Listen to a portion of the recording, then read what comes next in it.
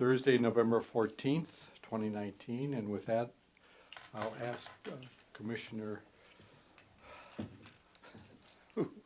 Barbaros? No. McDonald to lead us in the pledge. Why am I having brain fade? Pledge allegiance To the flag of the United States of America and to the republic for which it stands, one nation, under God, indivisible, with liberty and justice for all.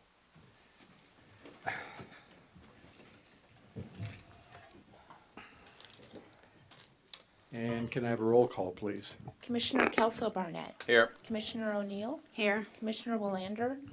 Here. Chair Felder. Present? Commissioner Bohar. Here. Commissioner McDonald. Here. And Commissioner Larry Barnett. Here.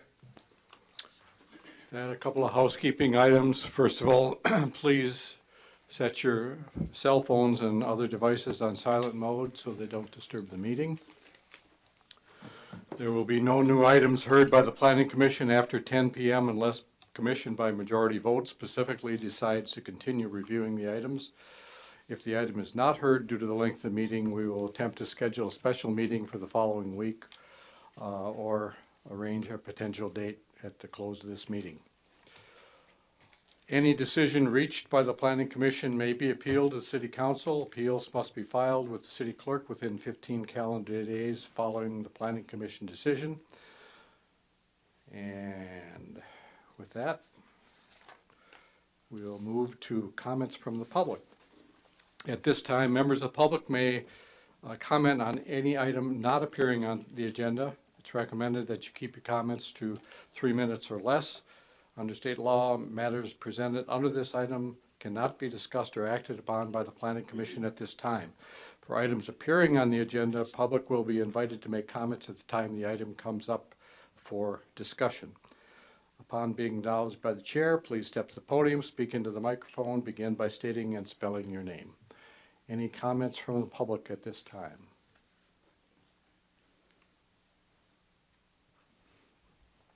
Good evening, Commissioners. I'm Carol Marcus, M-A-R-C-U-S, 873 First Street West. I know there had been some discussion about a joint meeting between the Planning Commission and the City Council regarding the urban growth boundary, and I know that I'm sure the fires and the power shutoffs have had an impact on that happening.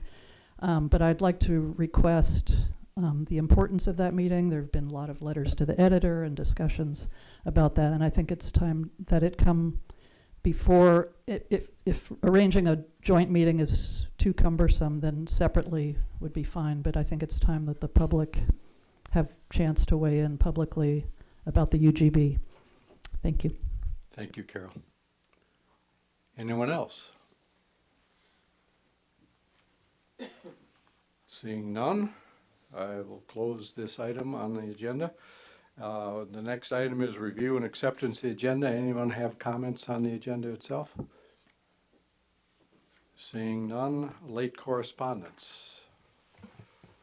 If I can just chime in for a second. Around the lunch hour today, we received an email that I believe most of you received the email from Lynn Marie de Vincent, which she included some comments and also some comments from Catherine Dodd.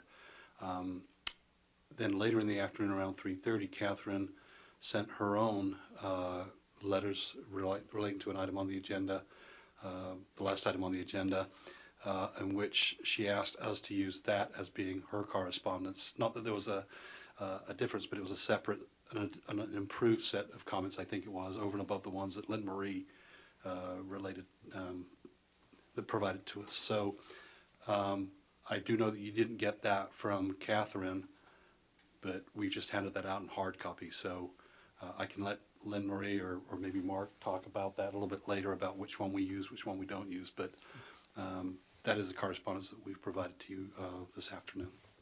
Okay, and while I've got you there at the mic, can you comment on a joint meeting between City Council and Planning Commission on UGB and general plan update? Yes, just very briefly, as Carol said, the month of October was a write-off, I think, with respect to doing a lot of work, and it came right at the time when we were trying to gear back up. The city manager and myself have talked about times as to when we can reconvene that, so it is on the city manager's mind and that of the council to figure out a time when we can do that. The hope is that we can get it done before the end of the year, along with the other meetings that we have to convene in December. As you know, your commission has a meeting on the 21st and then one on December the 12th, and we're going to try to figure out a time when we can schedule that. Thank you. Next item is consent calendar. All items listed on the consent calendar are considered to be routine and will be acted upon by a single motion. No separate discussion of these items unless members of the Planning Commission, staff, or the public request specific items to be removed for special or separate action. With that, does anyone care to remove any items? Chair, I'd like to pull 6-2. Okay. Anyone else? We will pull that then. So can I have a motion on the three items, the minutes that are listed under 6.1? Move to approve. I'll second that. All in favor? Aye.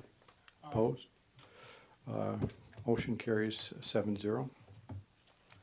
So then we will open up item 6.2, which is a request for a use permit extension to allow 12 residential apartments and 2 live-work units at 19410 Sonoma Highway.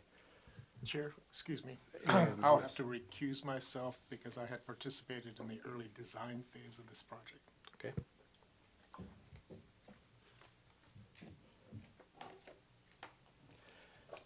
And I believe as soon as Ron leaves the room, you're the planning person to address this item, Wendy? Yes. Thank you. Thank you, Chair Felder.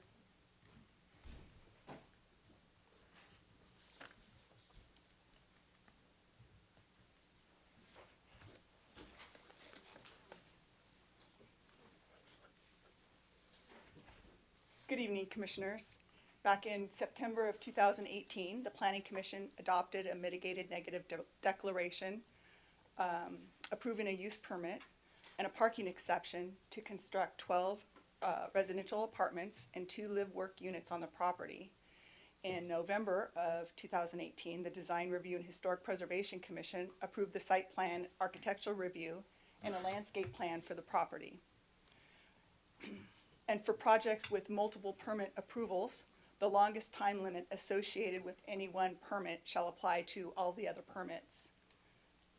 And because the planning approvals are initially valid for only 1 year, the applicant is requesting an extension in order to secure a new buyer for the property. This would be the first extension given to the project, a request that is typically granted in these cases where steps have been taken to implement the approval. The 2-year extension would extend the date of the project until February 21st, 2018. That concludes staff's report. Thank you. Sorry, 2020. Sorry, excuse me. That was incorrect. Thank you, David, for whispering in my ear. The new extension date would be December 5th, 2021. Thank you, Wendy. Questions to staff? Yes, Wendy, in your staff report, you said this request is typically granted in cases where steps have been taken to implement the approval. Which steps were taken to implement the approval? Well, they've gone before the Design Review and Historic Preservation Commission, and they're actively looking for buyers to take on the project. But there's been no effort to actually build the project. They have not submitted any building permits. Okay. Any other questions? Help me remember, because I was a part of the approval process for that. The applicant that did the presentation, it was my impression that the applicant was also going to build the project. Has that changed? So the applicant that was presenting the item was Ken Taub. The property owner is Steve Cavalli. So Ken Taub has dropped out of the project, and so Steve Cavalli is actively looking for a new buyer to move the project forward. And this would be then the same exact project that was approved, Right, just a different builder. right. There was some some discussion by the at that time a developer to ensure that things and steps were taken to do certain things and conditions of approval. I'm assuming that that would continue to be the same. Yes, that's correct. Okay, thank you. Any other questions? Yes. My impression is that a step that's been taken to implement the approval, for example, thinking back to the cheese factory issue, was substantive actions, which in the case of a project like this might be a demolition of a structure or grading of the site, or in other words, there's an actual proactive effort to evidence the and to essentially vest the permit fully. But I'm not hearing, Wendy, anything on your or staff's part to indicate that there's been any actual undertaking of what traditionally would kick in for the vesting of a permit.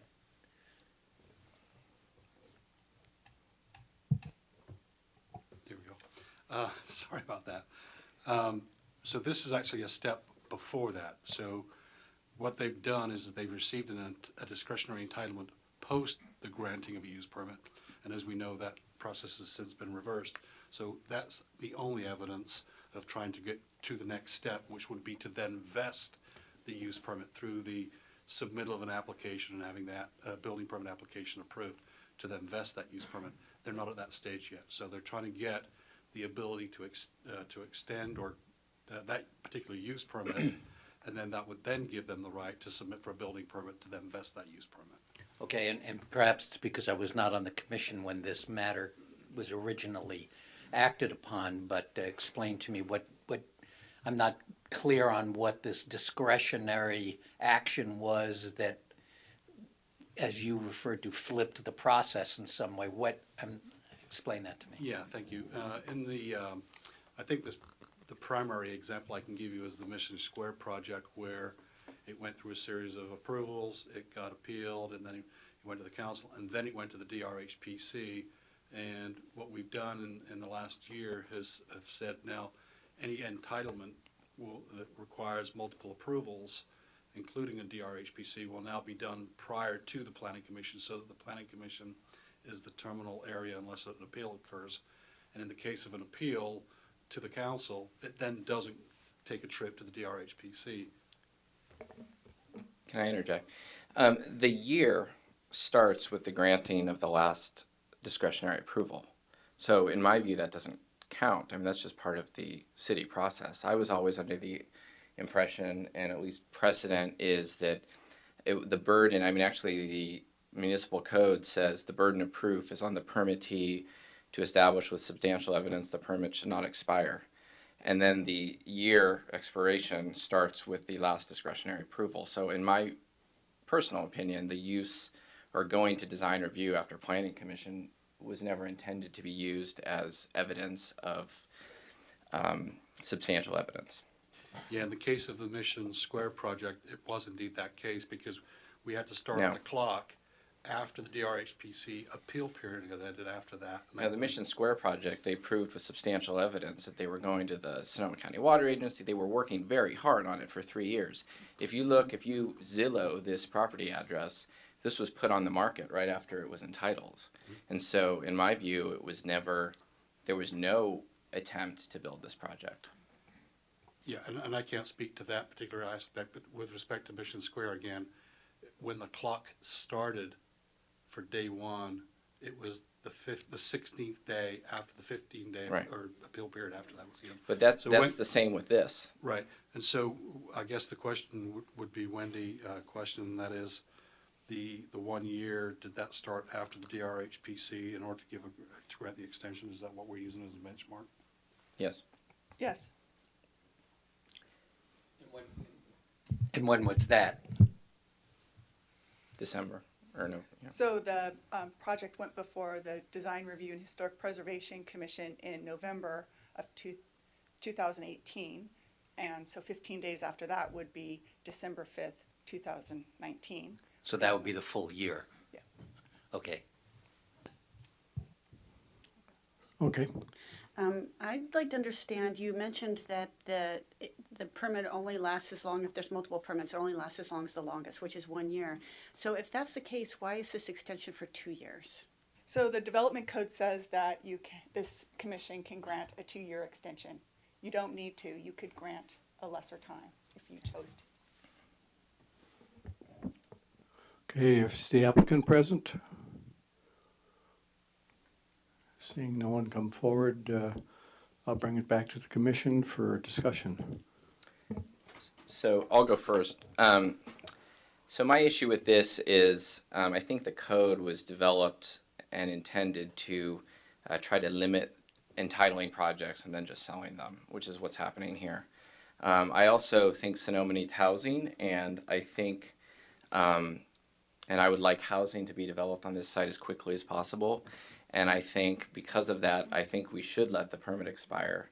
I think with construction costs the way they are, I think with the entitled land price as high as it is, for a 14-unit apartment project, which can only really demand perhaps between $2,000 and $3,000 a month in rent, I just don't think the project pencils, and I think that's probably why it's not getting built.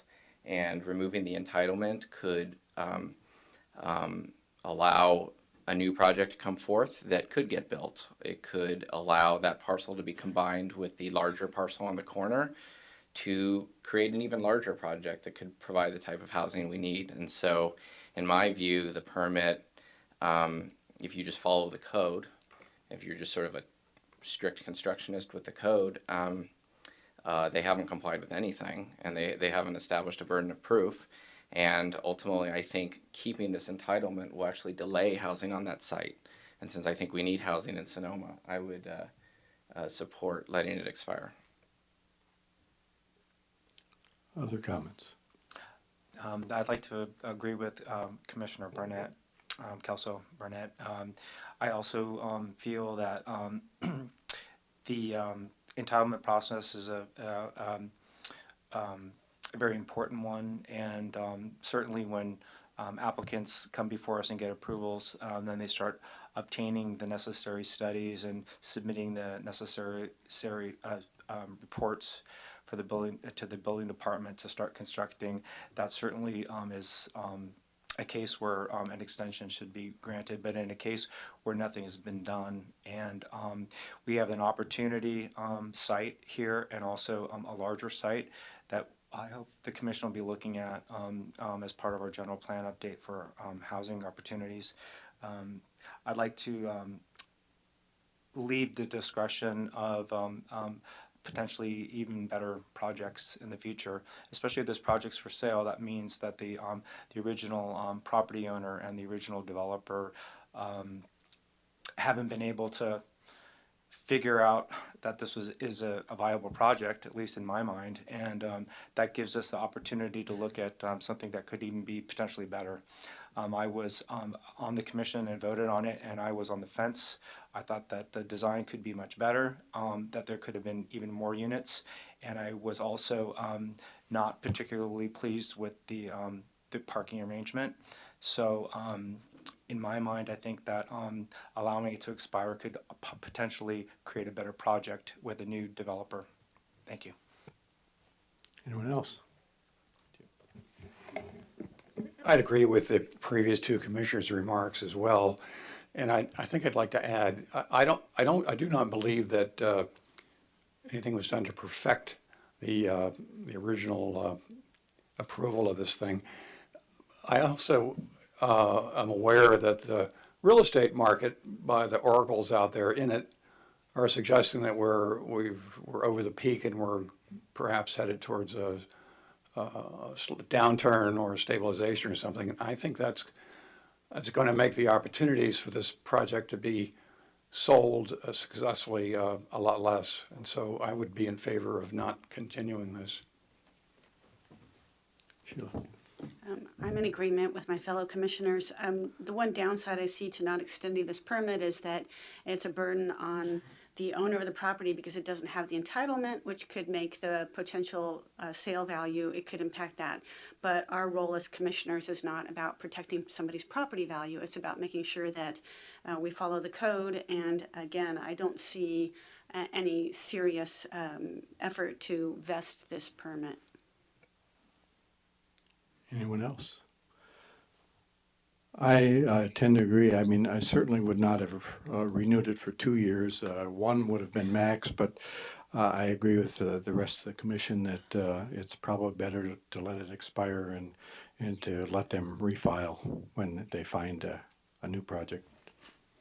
And just to add, as we enter a general plan process and zoning and everything, I think that property up to the corner, all the way up and down the highway there, has tremendous opportunity for more housing production. And perhaps removing the entitlement might lessen the value a little right now, but perhaps rezoning or upzoning that whole area could perhaps increase it later on. And so, With that, is anyone willing to make a motion? I'll make a motion that the extension for the use permit at 1940,010 at Sonoma Highway not be extended for 2 years. Is there a second? well, we just deny the extension. Yeah, we're Yeah. denying it. Second. I'll call for a roll call. Commissioner Kelso Barnett, Aye. Commissioner O'Neill, Yes. Commissioner Bohar, Aye. Commissioner McDonald, Aye. Commissioner Larry Barnett, Aye. and Chair Felder. Aye. The motion is unanimously approved, 6-0. To deny. Denied the Thank you. extension. Motion to it.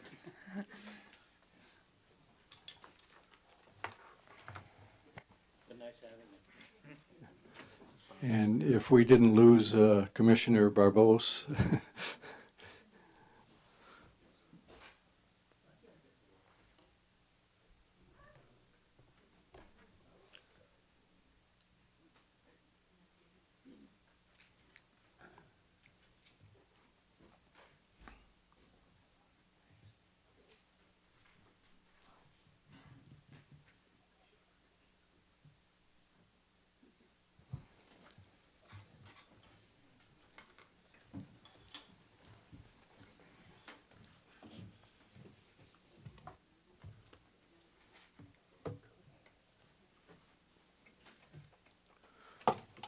let the record show that Commissioner Barbos has joined the meeting. With that, we'll move on to public hearings, item 7.1, which is the discussion, consideration, possible action to approve tentative parcel map application of Jerry Igra to subdivide a 16,630 square foot parcel into 2 lots at 700 West Spain Street, including the categorical exemption. And with that, I'll get the staff report from Christina. Thank you, Chair Felder. As you may remember, this project was before your commission back in May and is before you tonight after recent amendments to the general plan and the development code to address rounding of the density. The project is located at 700 West Spain Street, APN 127-204-011. The project site is 0.38 acres with frontage along West Spain Street. It's currently developed with a single-family residence with an attached garage. There are 2 driveways and some ancillary sheds in the back. There are a number of fruit trees as well as some mature London planes in the front. There's also a lovely 24-inch valley oak on the eastern side of the property. The project site is located in the northwest planning area and is zoned for low-density residential development. The allowed density is 2 to 5 dwelling units per acre with a minimum lot size of 7,500 square feet. The minimum lot dimensions are 65 feet wide and 90 feet deep, and there's a 25-foot rear and front setback. The proposed project would subdivide the property into 2 parcels. Parcel 1 would contain the existing residence, garage, and the 2 driveways. The total size would be 7,618 square feet, and the proposed lot would meet the minimum lot width and depth. The new property would have frontage on the new driveway and is currently undeveloped, and there's no development proposed at this time. The size proposed would 9,013 square feet. Here's the tentative parcel map. Overall, the project is in conformance with the general plan. It meets the density standard. It's an allowed use. It meets the minimum lot size, and as discussed earlier, pursuant to the recent general plan and development code amendments, it has the correct size for the requested density.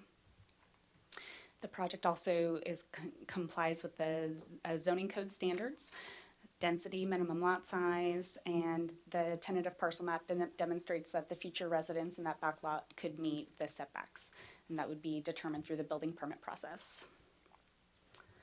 Overall, the project complies with the general plan land use designations and applicable provisions of the development code, and the site is physically suited for the type and density of the proposed development. Are there any questions? Questions of staff? Seeing none. Is Oh, there go any ahead. change in this from the previous times other than the rounding? That's it. Okay. If there are no further questions, would the applicant like to address the commission?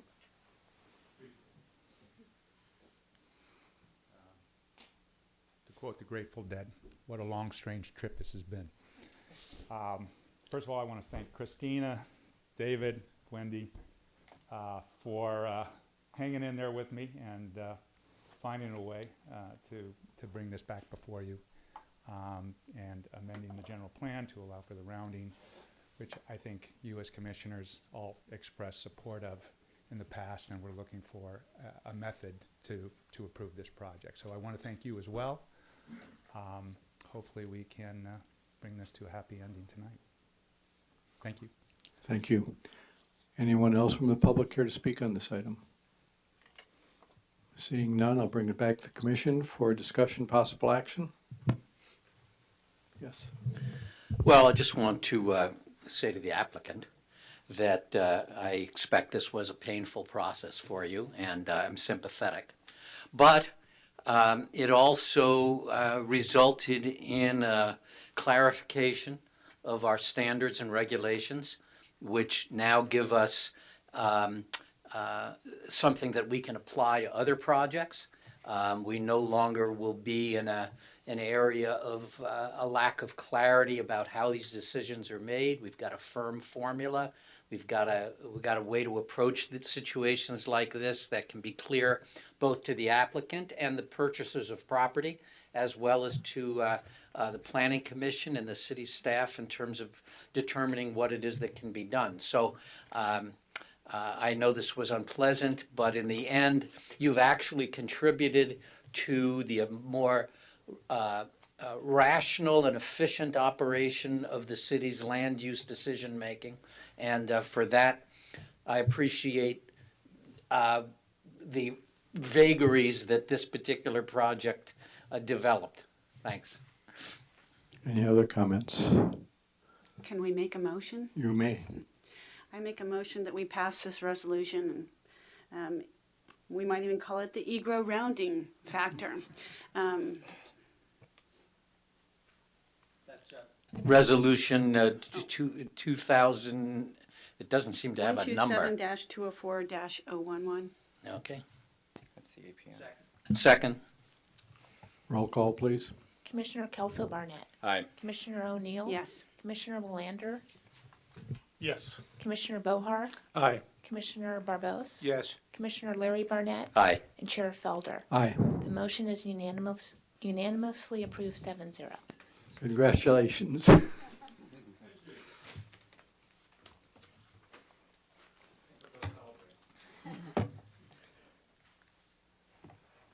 With that, we'll move on to item 7.2, which is the discussion and possible action to approve a use permit, a sign permit, and design review of a restaurant, Panda Express, at 19191 Sonoma Highway, including categorical exemption pursuant to section 15303 of the Sequin guidelines. And with that, I will ask for a staff report from Wendy, please. Thank you, Chair Felder and members of the commission. This is a use permit, design review, and sign review for Panda Express restaurant located at 191 Sonoma Highway. The project is located in the Maxwell Village Shopping Center, just south of the Lucky's Supermarket. The assessor parcel number is 018-212-008. The property is currently developed with a commercial retail space, a Payless Shoe Source. The project's located in the West Napa Sonoma Highway corridor, and restaurants are an allowed use in this zoning district with a use permit. Back in 1998, a use permit and sign program for the Maxwell Village Shopping Center was approved. The sign program allows for the subject tenant space to have a sign that includes internally illuminated channel letters placed directly on the wall of the building. Because the sign's illuminated, it also requires design review by the Design Review and Historic Preservation Commission, and ultimately by this commission. In December of 2014, the Design Review and Historic Preservation Commission approved an illuminated sign for the Payless Shoe Source business. In September of this year, the Design Review and Historic Preservation Commission recommended that Planning Commission approve the sign design and design review of the Panda Express project with the following conditions. 1, revise the project sign to be consistent with the approved sign program, which includes a curved reveal for the projecting sign. And the aggregate area of the signs shall be reduced to a maximum of 22.8 square feet. This calculation was done incorrectly during this design review, so the actual aggregate sign area for the property is 30 feet. And 3, the wall sign illumination is limited to 1 hour prior to the restaurant opening and 1 hour after the restaurant closes. One of the items that the Design Review Commission likes to see is not to have signs illuminated all night long. So they usually require that illumination on signs be turned off after an hour after the business closes. So the proposed signs were revised by the applicant since the Design Review Commission review, and they now the projecting sign now complies with the approved sign program. A use permit is required to change the use of the commercial retail business, Famous Footwear, to a restaurant, Panda Express. The business would occupy a tenant space of 2,928 square feet and staffed with 3 employees, and proposed seating would consist of 57 inside seats and 34 outdoor seats. Hours of operation are 10 a.m. to 10 p.m., 7 days per week. As I mentioned, the property is zoned commercial, and restaurants are an allowed use in the commercial zone. And because the business would occupy an existing commercial building, the proposal doesn't raise any issues in terms of compliance with building setback, floor area ratio, lot coverage, or building height standards. With regard to parking, for the Payless Shoe Source facility, 1 parking space was required for every 300 square feet. So 10 spaces in the parking lot were essentially allocated to Payless Shoe Source. So now we have Panda Express coming in, proposing 57 indoor seats and 37 outdoor seats. And this results in an additional parking demand of 9 spaces. Staff conducted a number of parking surveys at the Maxwell Village Shopping Center, as we do anytime a new restaurant goes in, and at various times and various days there was always adequate parking available between 137 spaces and 183 spaces, so a parking exception is not required. With regard to the wall sign, The sign is one-sided. It's 30 square feet in area. It would consist of a Plex face logo with a backer panel and stacked channel letters. The express portion of the sign is a black color and blends in with the backer panel color. And so the express is written here. It's really hard to see on this screen. Internal illumination is proposed. The sign would be illuminated from dusk to 10 p.m. and normal business hours are 10 a.m. to 10 p.m.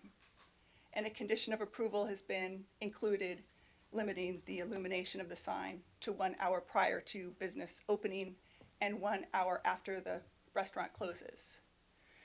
The projecting sign is consistent with the Maxwell Village Shopping Center.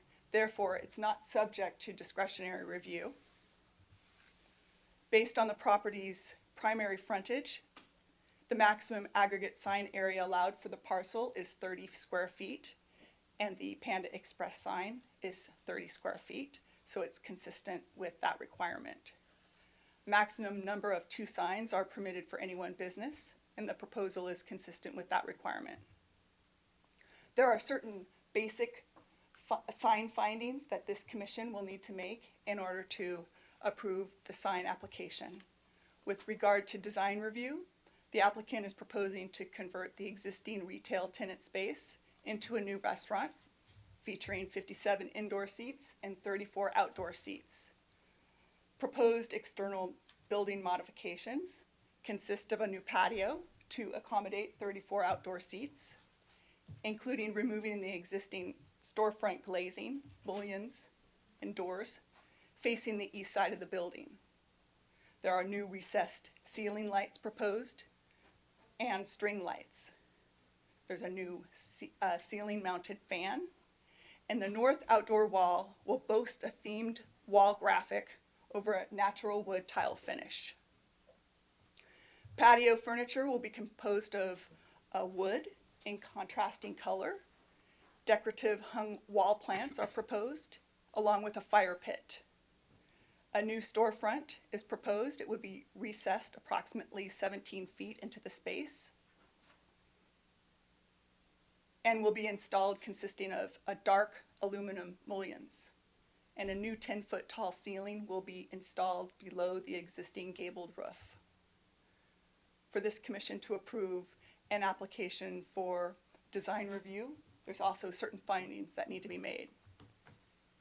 With regard to the recommended conditions of approval, I would just like to add that staff is asking that the item 1E be removed because the applicant has revised the signs to be consistent with the approved sign program.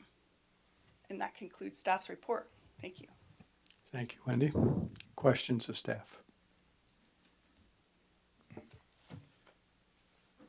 Seeing none, would the applicant like to step forward and speak to the project?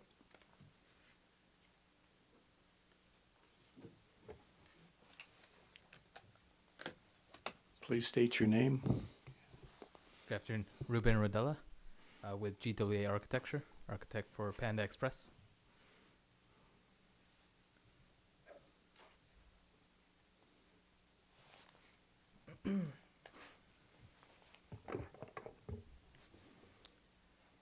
So yeah, I mean, as you know, Wendy mentioned, we were proposing a restaurant, Panda Express, obviously, you know the brand, nationwide.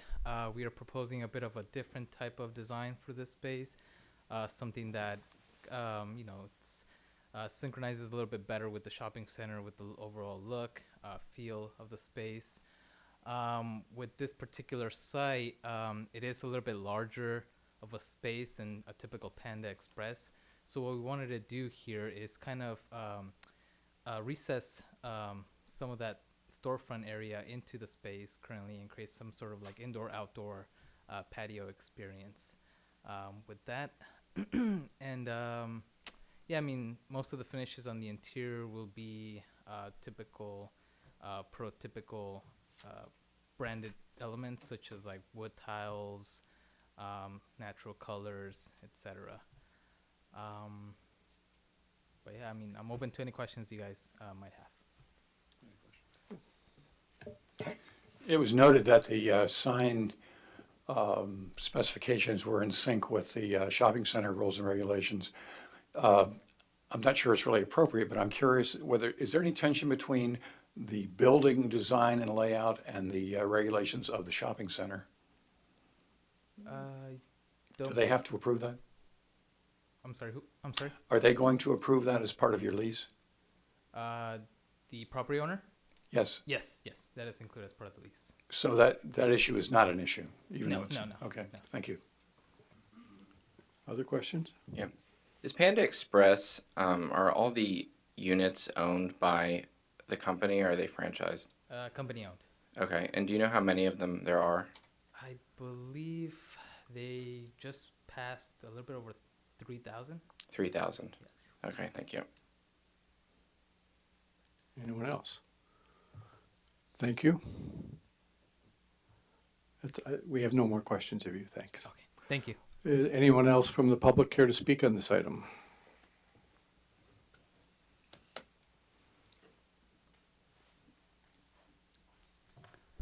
David Eicher, 1110 Loma Court.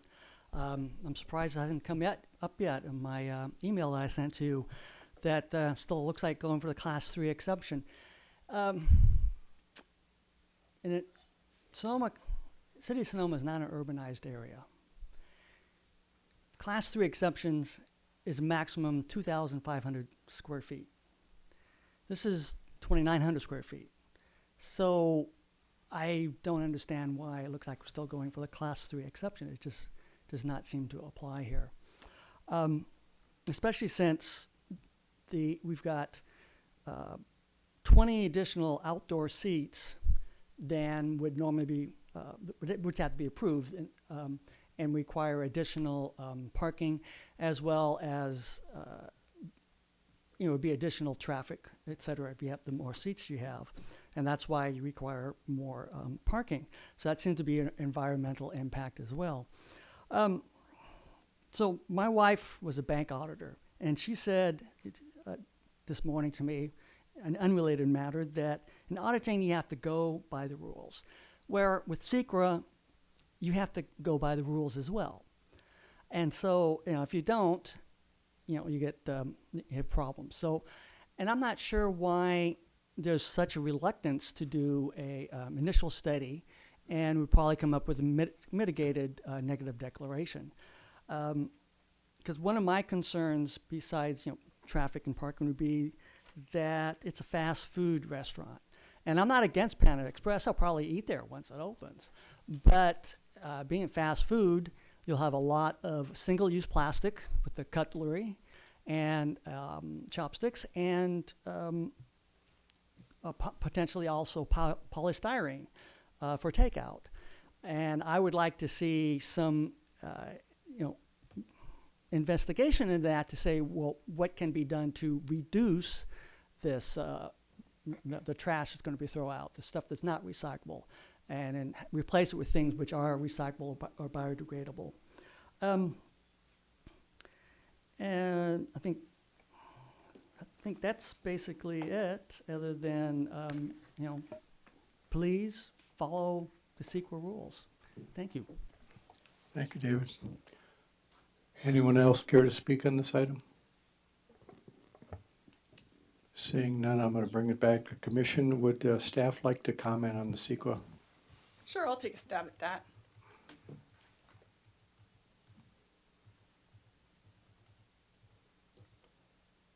CEQA section 15303 reads that the class 3 new construction or conversion of small structures.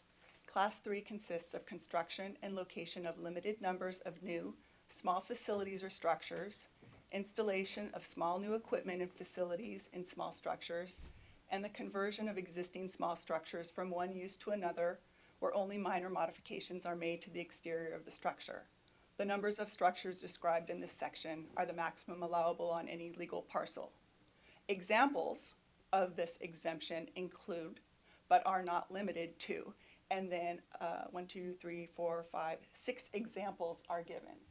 And the one example, C, states that a store, motel, office, restaurant, or similar structure not involving the use of significant amounts of hazardous substances and not exceeding 2,500 square feet in floor area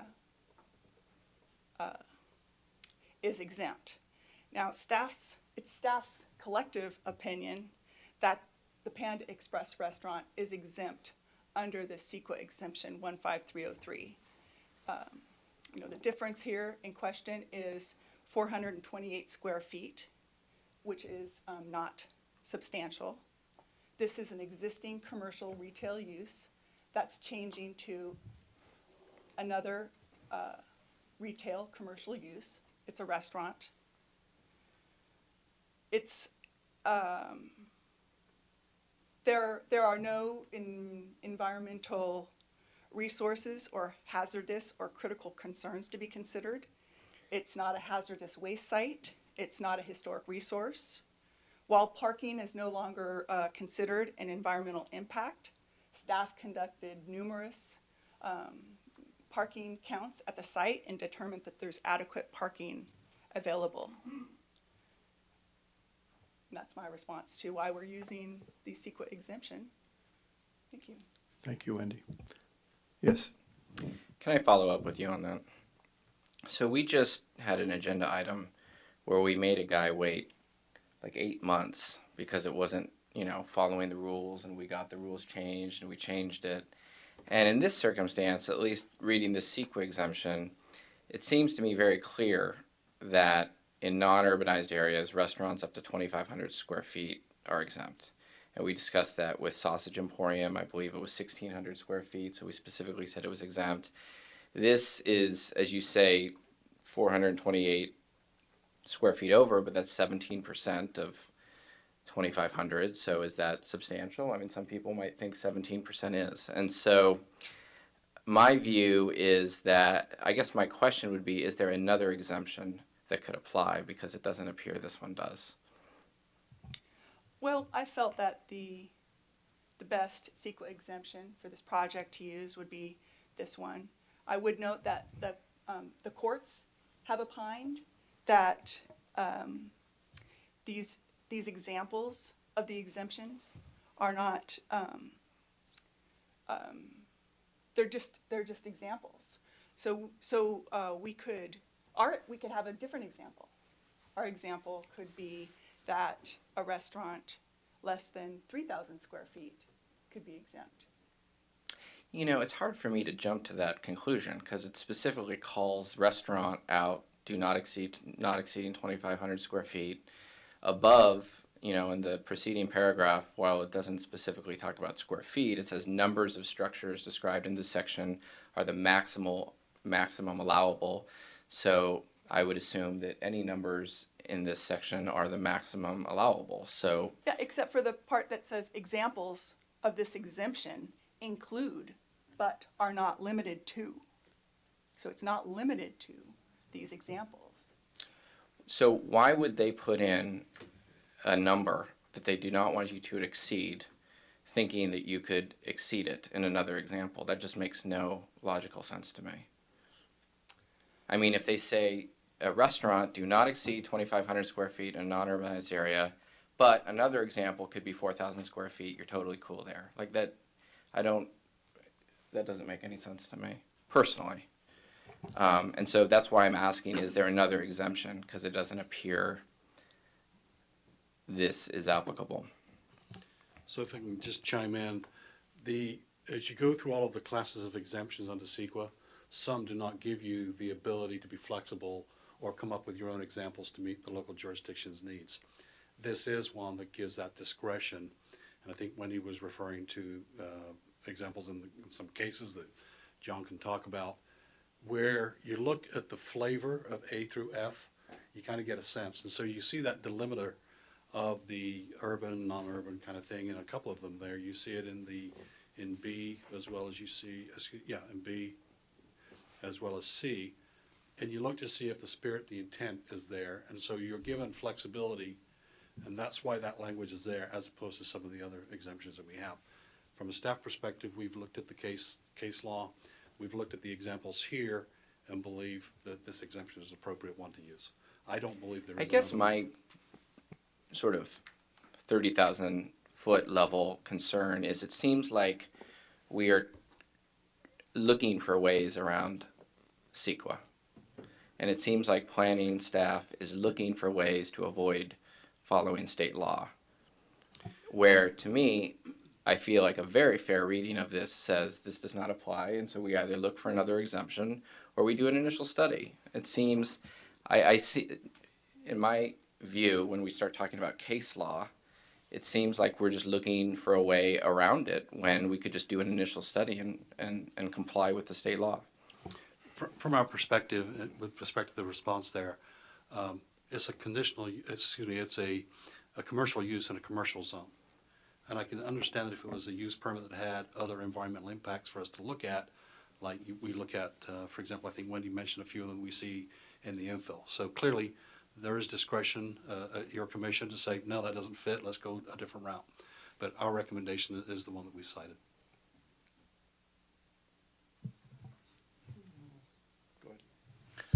Well, I've got a few questions and concerns.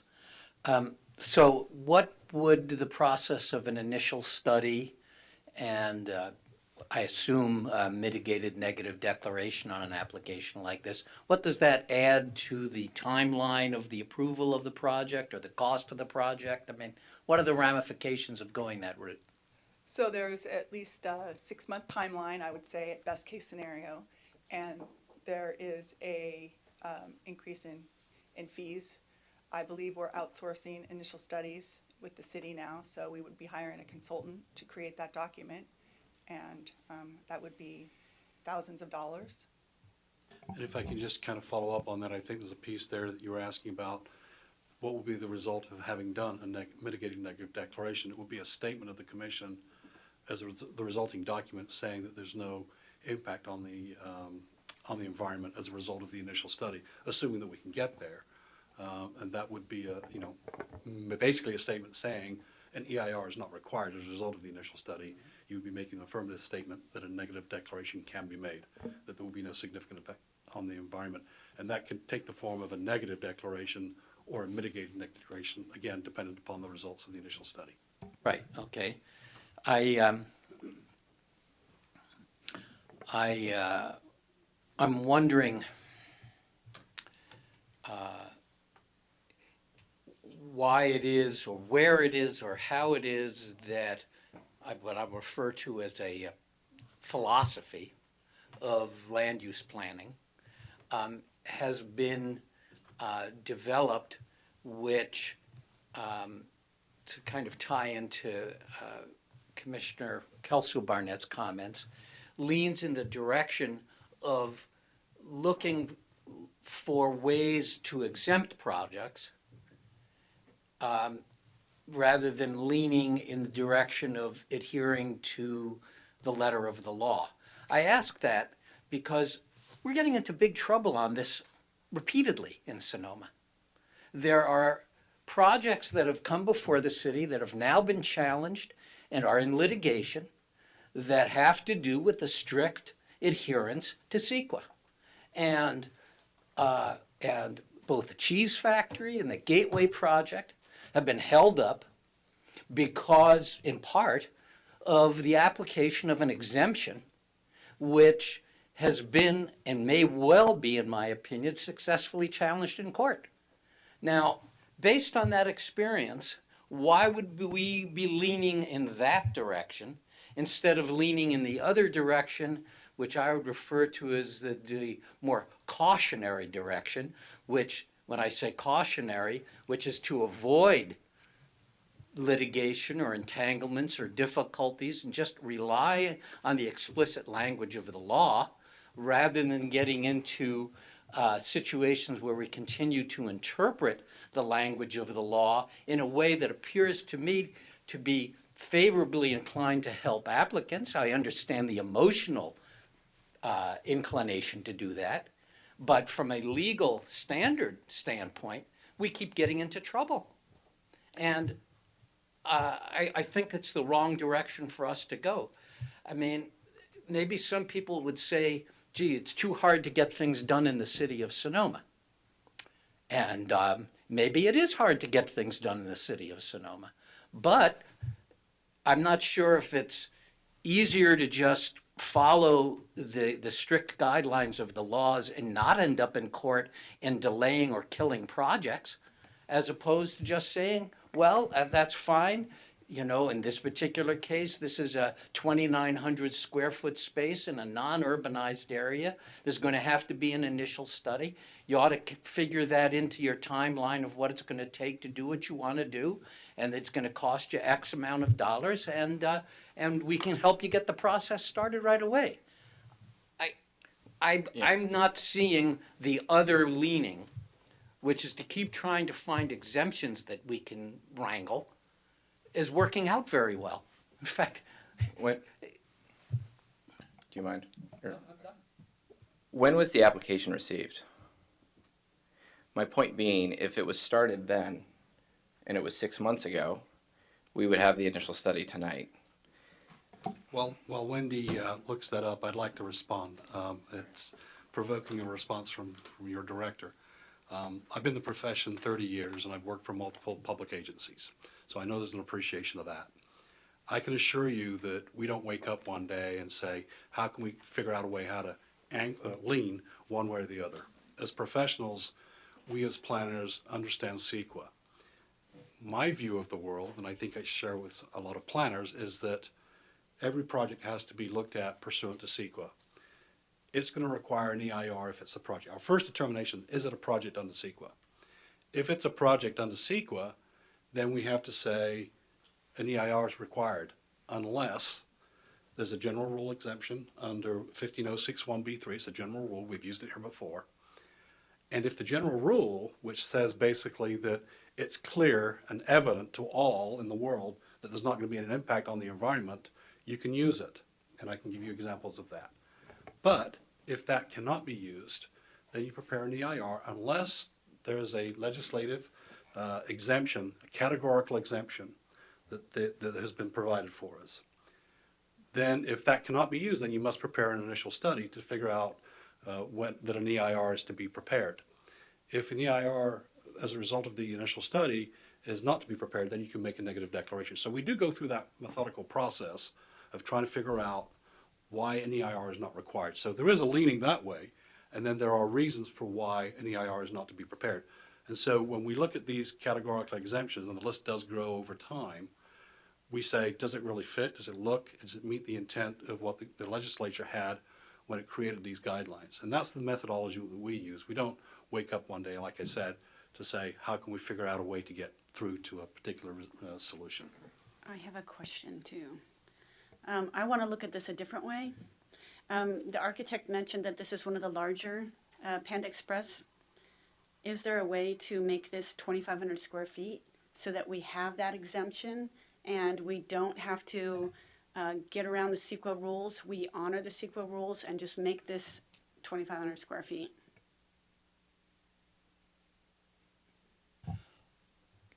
If you're looking for a response from the applicant, you may want to ask the chair to reopen the public hearing. Would you like the applicant to speak to that? Yeah, I'd like to start with staff to say, is that an option?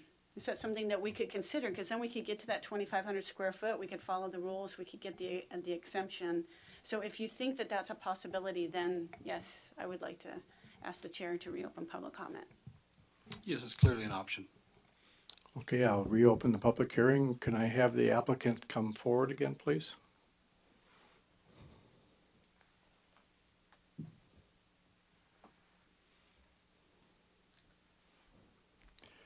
Good evening again. So the question is being posed to you, is it possible to reduce the size of the building by 400 and some square feet? It is possible. However, with that, a lot of caveats would come along with it. First off, it would be financial burden in a way because the property owner won't be just leasing 2,500 square feet of the space. I mean, 500 for less than 500 square feet is pretty much non-usable to any other tenant. So we would be paying, or Panda would be paying for the entirety of the space. And, you know, 400 something square feet would just be left, you know, unused. And that's kind of just, I would say, a financial burden to them. It wouldn't make sense to them. And in the financial standpoint, at least. In terms of the design, we would have to basically go back to square one and start all over the design, the layout, how everything works. And Panda has a very rigorous kind of committee that they go through to get these layouts and designs approved. It's not just one person takes a look at it and it's approved.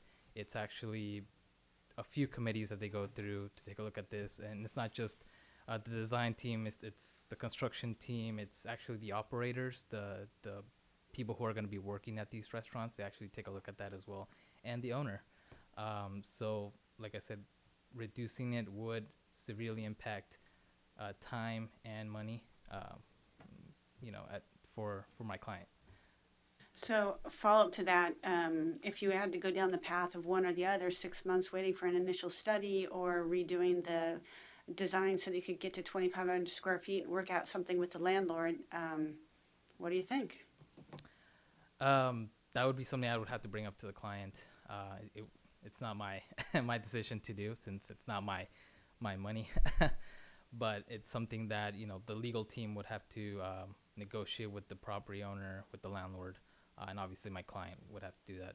From our standpoint, we will deliver the news, the options that they have. But like I said, that would kind of be their call at that point. Okay, so it's kind of like 17% isn't a lot and 17% is a lot. So I want to know, you know, what Panda could do here. I know it's a corporation and corporations are hard to navigate, but it might be the best path to allow us to follow the rules and not put ourselves in jeopardy of another potential lawsuit or another vendor coming down the road later. And why don't we give them the same granting of exemption, even though they're over 2,500 square feet? So that's really where I'm going to be leaning. Mr. Chair, if I can just offer up a couple of suggestions or options to the commission.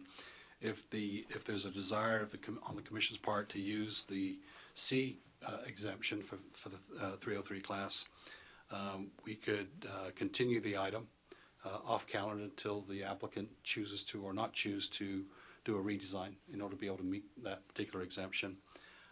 Or your commission tonight could deny the application. Well, yeah, go ahead, Steve. Well, this Sequin language is indeed inconvenient, but it doesn't provide any discretion. It doesn't say 2,500 square feet unless in the discretion of the planning body, they don't feel that's important. It just says 2,500 square feet, and it's inconvenient, but there it is, and I just don't see any way around it. It's unfortunate because I think everybody here realizes you're not going to need an environmental impact report.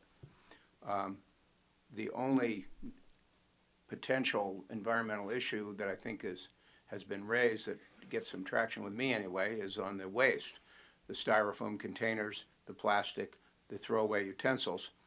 But my sense is that as a city, a better way for us to go about that is just to legislate waste from restaurants in general and not to tie you up with that. But from my point of view, I am not going to be voting for this because it cannot meet the exemption. I just think we need to, it's inconvenient. I'm sorry about that, but that's, 25 miles an hour is 25 miles an hour. It's not 40 because there weren't any cars on the road.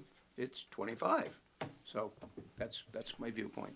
Okay, well, we still have the public hearing open, so I think we'll give other people a chance to speak on this. Otherwise, I'll close the public hearing. Anyone care to speak on this again? Thank you.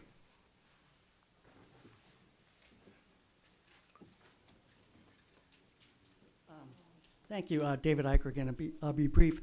Also, she's got that up, and I'm sure she has all of it. Probably not.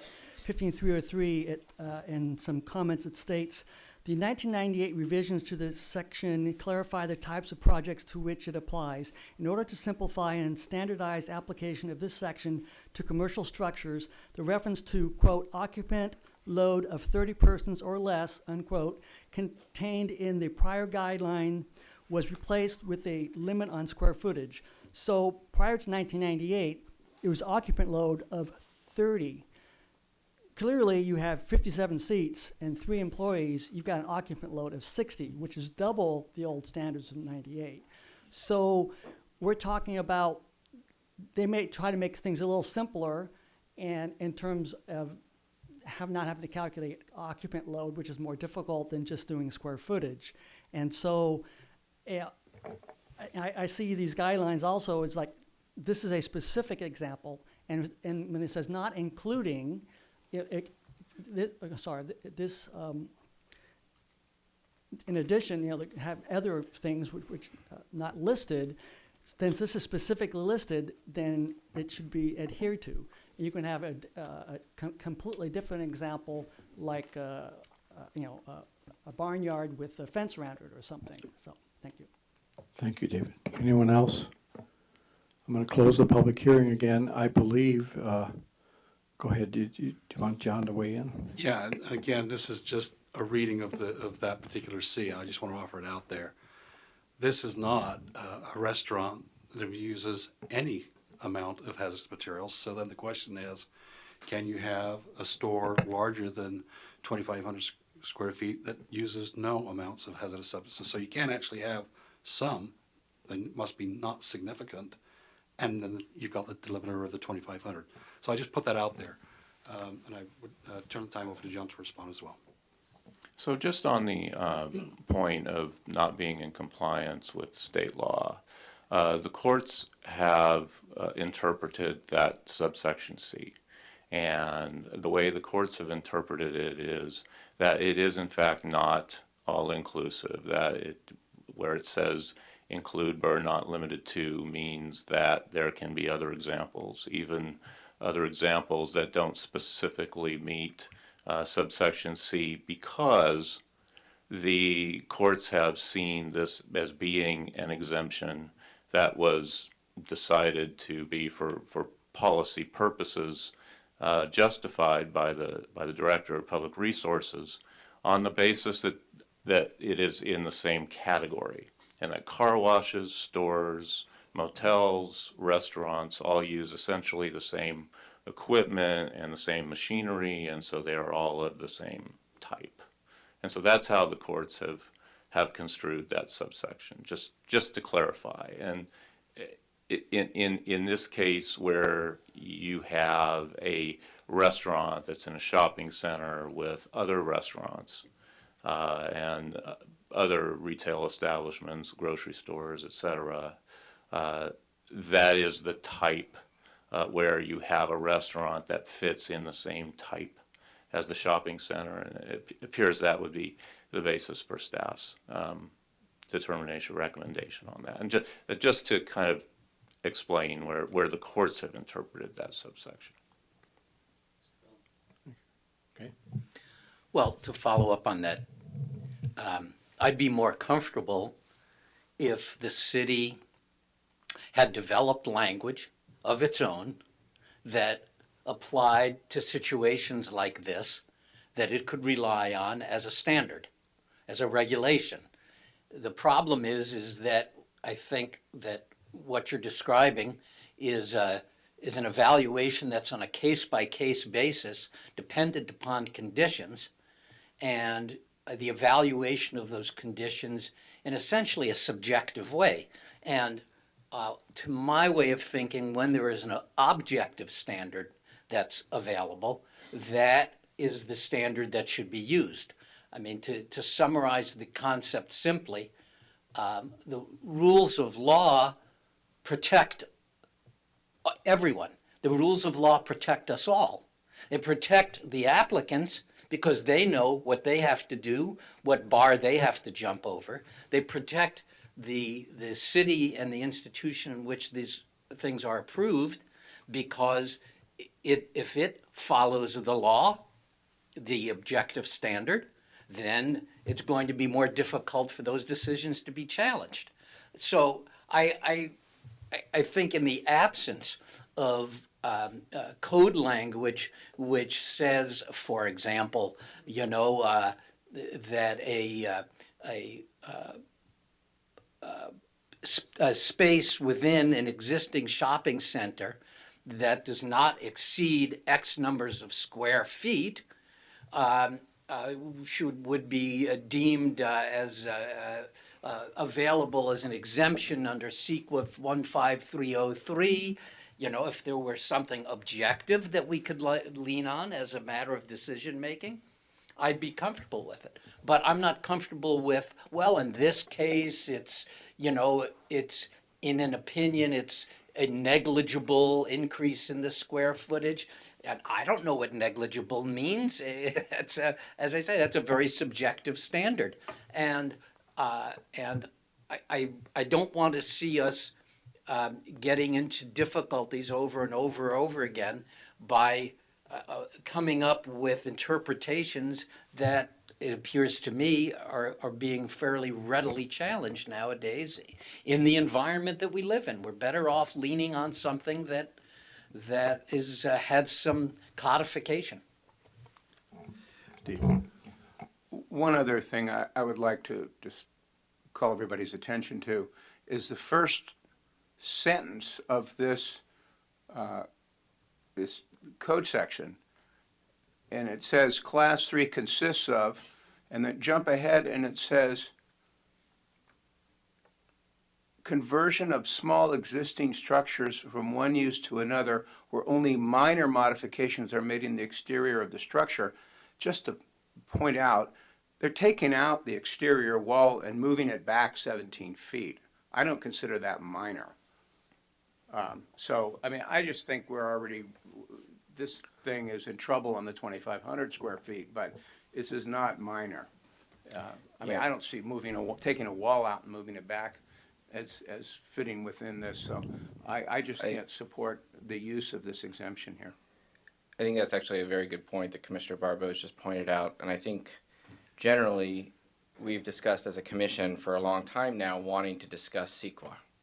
And I think the issue is staff's interpretation of CEQA and the exemptions and this planning commission's interpretation of CEQA and exemptions. And so I would encourage scheduling that meeting as soon as possible, along with the UGB meeting and the development code and all the other issues we have to discuss, because this keeps happening. We have an interpretation, you have an interpretation, and there are casualties in the process, unfortunately. And so I cannot believe I'm going to say this, but could the Class 32 exemption be used here? Could they just do a traffic study, show that there's no effect, and then use that exemption? Yeah, if I can just respond. I'm just trying to be helpful because I like orange chicken just like everyone else does. But, I would also like to follow the rules. So. Sure, if I can just address a comment by Commissioner Barnes over there as opposed to Commissioner Barnes over here. Our city, like many other local agencies, has not adopted its own CEQA guidelines, which we can do. It has not happened. But what we have done tonight is provided you with a recommendation. And clearly, if the commission sees it differently, it's not an interpretation, it's just a recommendation to you based on our experience. Again, we've explained that we've come up with our own example or our own fit for this based on an example, and certainly appreciate the language and the semicolons in the first part of the sentence. But at the same time, as you were talking, I was thinking, what happened if that exemption said in urbanized areas and urban clusters? Would that wash away the concern? Probably not. But at the same time, I think it's a good question to ask, because I know there will be definition this next calendar year from HCD on that particular issue about urbanized areas and clusters. Do they mean one and the same thing with respect to some new legislation that's been passed and will be effective the first of the new year? We can just take a quick look, if we can, to take a look at the infill exemption.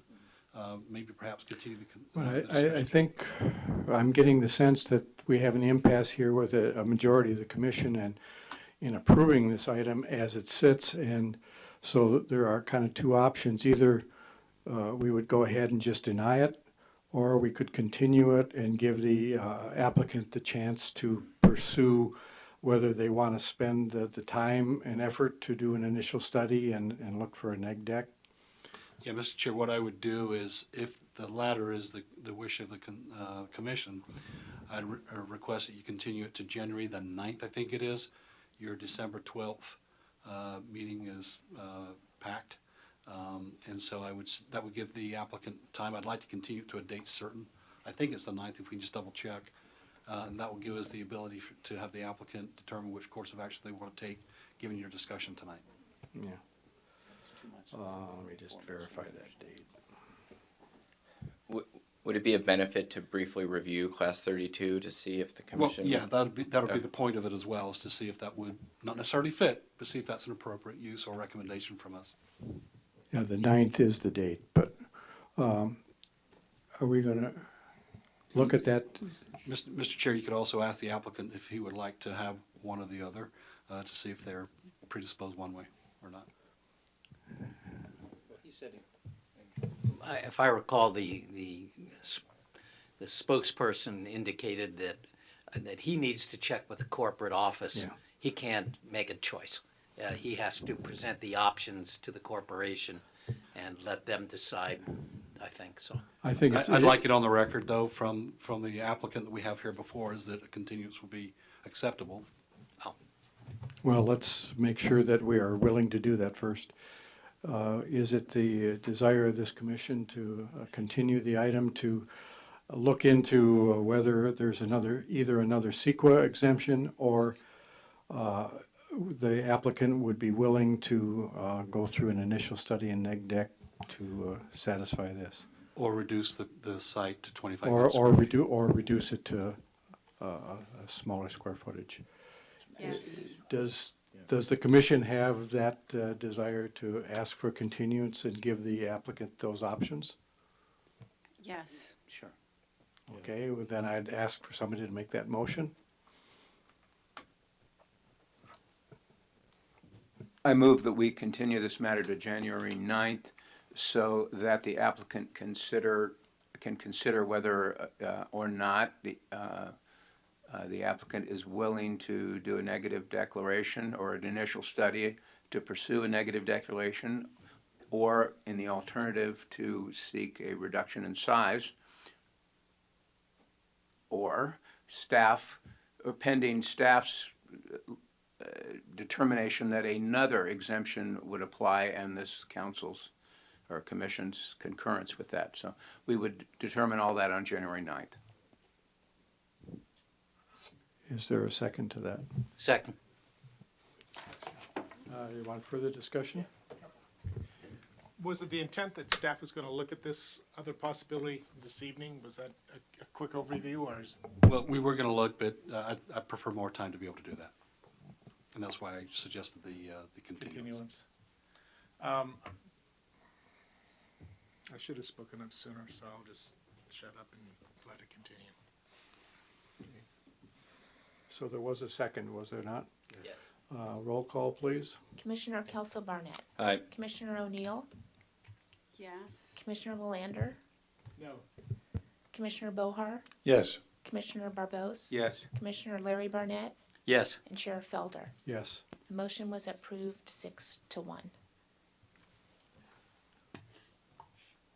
Okay, that concludes this item then. So we'll have to send the applicant back to the showers and see what you come up with.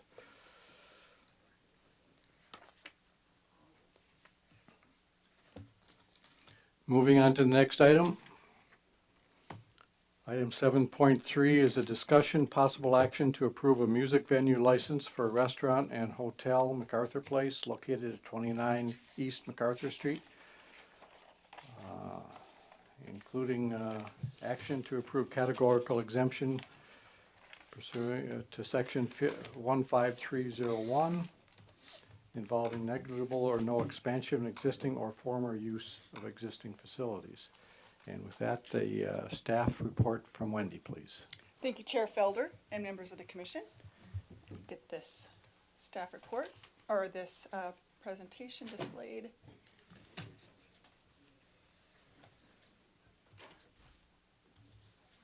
Thank you.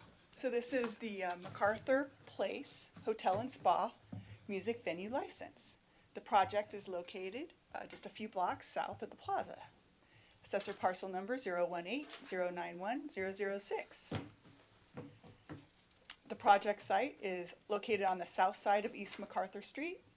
The site adjoins Broadway on the west and Nathanson Creek on the east. It's currently developed with the Macarthur Place Hotel and Spa, a 64-room guest room hotel, meeting venue, restaurant, and spa.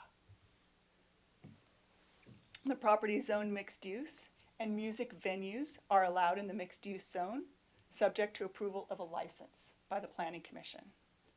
Because the music venue would occupy existing commercial property, the proposal does not raise any issues in terms of compliance with building setback, floor area ratio, lot coverage, and building height standards. In 2012, the City Council adopted regulations and licensing processes for music venues, including amendments to the Development Code, allowing music venues in the commercial, gateway commercial, and mixed-use zones, subject to review and approval of a music venue license by the Planning Commission. The purpose of the licensing requirements is to ensure that live music performances are conducted in the manner compatible with adjacent land uses. In contrast to the previous method, the use permit,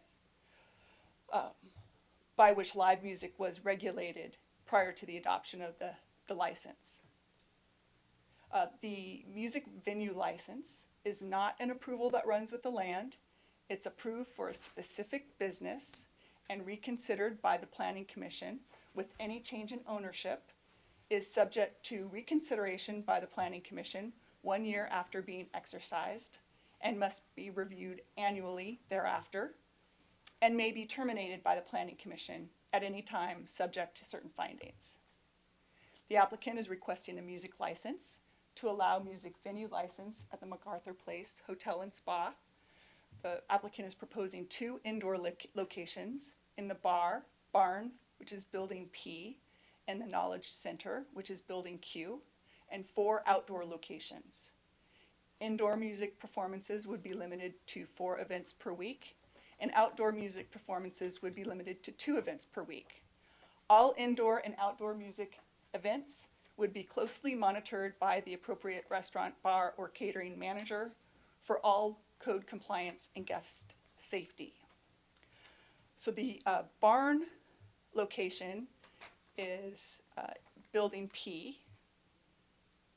The barn location would allow music performances by small groups, 1 to 5 musicians, from 8 a.m. to 12 a.m., 7 days a week. Music performances are generally offered for ambient dining, drinking, background music for general public and hotel guests, and event background music. Amplification is proposed. The Knowledge Center is Building Q. The Knowledge Center would allow music performances by small groups, 1 to 5 musicians, DJ, karaoke, and other private group activities. Proposed hours are between 8 a.m. and 12 a.m. 7 days per week. Music performances are generally offered in conjunction with sit-down meals, entertainment, dancing, DJ karaoke, and other private groups, and amplification is proposed. There are 4 outdoor locations, 3 west of Building C and 1 south of Building P. The outdoor areas allow music performances by small groups, 1 to 5 musicians, and proposed hours are from 8 a.m. to 10 p.m. With regard to project issues, staff looked at compatibility with adjoining and nearby land uses in terms of potential noise impacts. It was staff's opinion that the venues are well suited to avoid any adverse impacts on residences, schools, or other businesses in the vicinity. The venue locations on the commercial space are not in proximity to residential uses, and existing fencing and landscape buffers. The music from the Sonoma Valley High School and Sonoma Valley High School classes would not be in session at the time of performances. Staff recommends that doors and windows be shut during performances, a standard provision typically applied to amplified indoor music. And staff recommends that the music license be approved, subject to findings and conditions of approval. Thank you. Questions to staff? I have a couple. One, what are the hours of operation that Hop Monk is allowed for outdoor music? It's my recollection that they can't have any nighttime outdoor music and it's all daytime, but I could be wrong about that. I'll have to, I don't have that up on the top of my head. I can try to look that up. Okay, then, and the other is, I couldn't tell from this if this is intended to be open to the public, so people are gonna get in their car and drive over there to hear a band that's playing, or whether this is just intended to serve hotel guests or wedding. I mean, I assume all this outdoor stuff is, look, they're looking at weddings. So I don't really know, and to me, it makes a big difference in how we look at this project if it's just a group of people that are already on site for another purpose, as opposed to having a bunch of people drive over there because they want to hear this great band. So, Mr. Chair, in response to that, I think we'll defer to the applicant.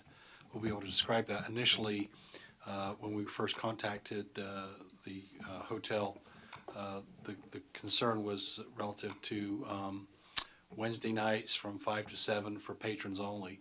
But I think as they reviewed the MVL that they expanded their request. So I'm not quite sure whether there's going to be a restriction, but I know with respect to those 5 to 7 on Wednesdays only events, those were going to be advertised out, I believe. I do have an answer on Hop Monk, by the way. They do allow outdoor in the evening. Do they? Yes. I missed the end of your sentence. Those were going to Wednesday nights with 2 to, and what? Yeah, they're between 5 to 7 p.m., I believe it was initially, and we actually did issue a temporary use permit for 2 events and then had them then apply for an MVL with your commission. And I'm sorry, through the chair, Chair Felder was right. Hop Monk allows live performances outdoors on Fridays between 5 p.m. and 7 p.m., Saturdays between 1 and 7, and Sundays between 1 and 5. But until 7. On 2. I mean, I meant sometimes of the year that's daytime. I mean, that's what I think you meant, yeah. And they have a huge tent now, so Yeah. Different it's project. a whole nother issue. Other questions of staff? I do have a couple questions. What's the process for renewing it? Is that something they just do in the planning department, or can you walk us through what the process would be? The first year, the first annual review comes before this commission, and subsequent reviews can occur administratively. And the other question I have is I couldn't see whether or not the outdoor music was amplified. I didn't see that mentioned. We'll have to get clarity on the applicant, from the applicant on that. Yeah, it mentions it in the barn and in the knowledge center, but the outdoor areas, it just doesn't address that at all. Question of staff. Did I understand correctly that the burden of compliance is on the manager of the facility? And then the only action we would take as a city would be based upon a community complaint? Right, so if a community member is not pleased with the noise, they would, at the time it's happening, call the police and follow up with a phone call to the planning department, so we would know about it. Okay, and then after the first annual review, it comes back to us, and then thereafter, there is the opportunity, should circumstances arise or become evident, that the license could be rescinded at any time based upon findings. That's correct. Thank you. I have a question on the outdoor performance times. There seems to be a discrepancy between what the applicant asked for and what's listed in the conditions for approval. Conditions say 3 p.m. to 10 p.m., whereas I believe the applicant had asked for 8 a.m. to... Oh, okay, so this was staff's attempt to not have a conflict with any outdoor classes at the high school. Okay, well, I just want to make sure that we are aware of those differences in what the applicant has requested versus your conditions. Yeah, Mr. Chair, if I can just address a comment that was made, sorry, do you want to go first? Okay, yeah, under our municipal code 534-120, says a music venue license may be reviewed and terminated by the planning commission in a public hearing at any time. So if there's a preponderance of violations that we're having to go through, we can refer to your commission for termination. There you go. All right. Do you know what Sequin exemption was used for this in 2018 when we approved the use permit modification? I can look I'm that just up wondering really what the quick. environmental review was done previous. I mean, Yeah, was I it an have that- exemption I have or that was right it here. a? Okay. Let me take a look here. While Wendy's looking that up, one of the things that staff we discussed, I had gone back and looked at prior MVLs that were issued by the city, and there was no environmental review completed. And I think that's because it was a license as opposed to an underlying land use entitlement. When I look at the code, the MVL and a use permit walk, talk, and look like a duck. They're pretty much the same things with respect to the discretion that the planning commission is expected to exercise. So I know that the Sequin exemption being proposed for this is no expansion of use. And so if these are, to Commissioner Barbos's point, sort of complementary musical events for existing hotel guests or restaurant guests or a wedding type thing at the hotel, then I could see where that's not an expansion of use because the use has already been granted. But if it's a, concert that's sort of advertised, come to the hotel, I think that would be an expansion of use. And so there could be a concern over that exemption, personally.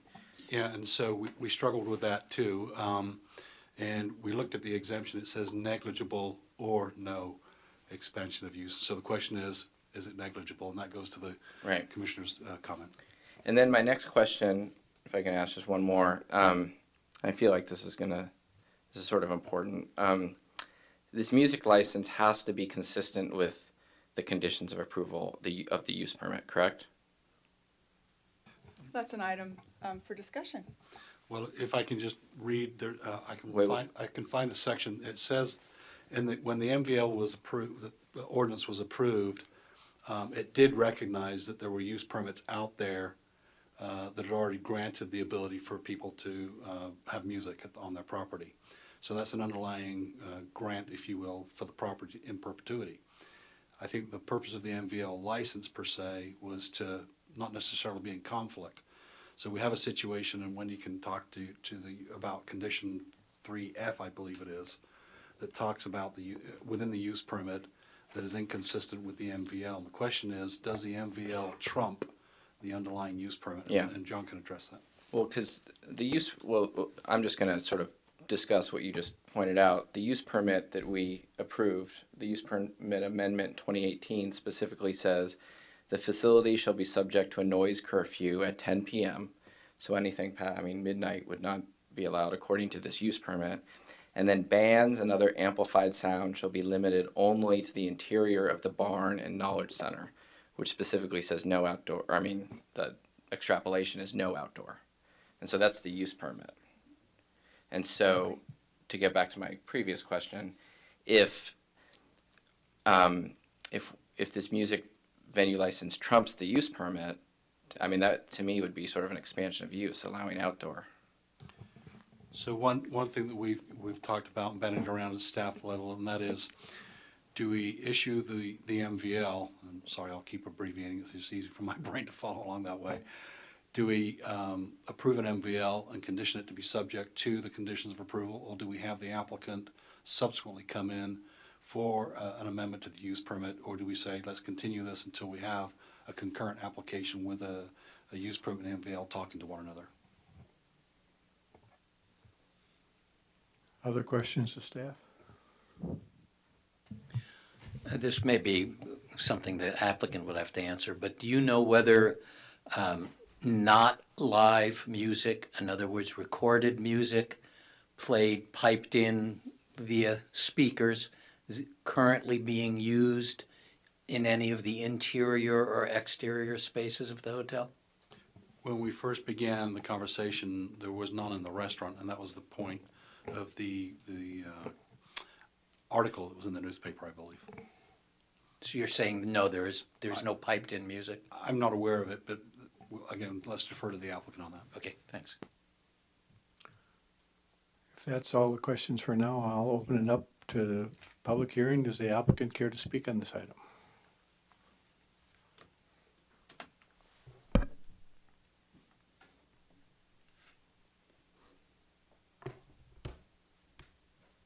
Is that good?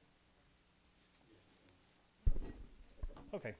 My name is Joe Walsh. I'm the Vice President of Development with the ownership group of the hotel. Thank you for considering the application. I put together a brief presentation which I think can answer some of the questions that came up.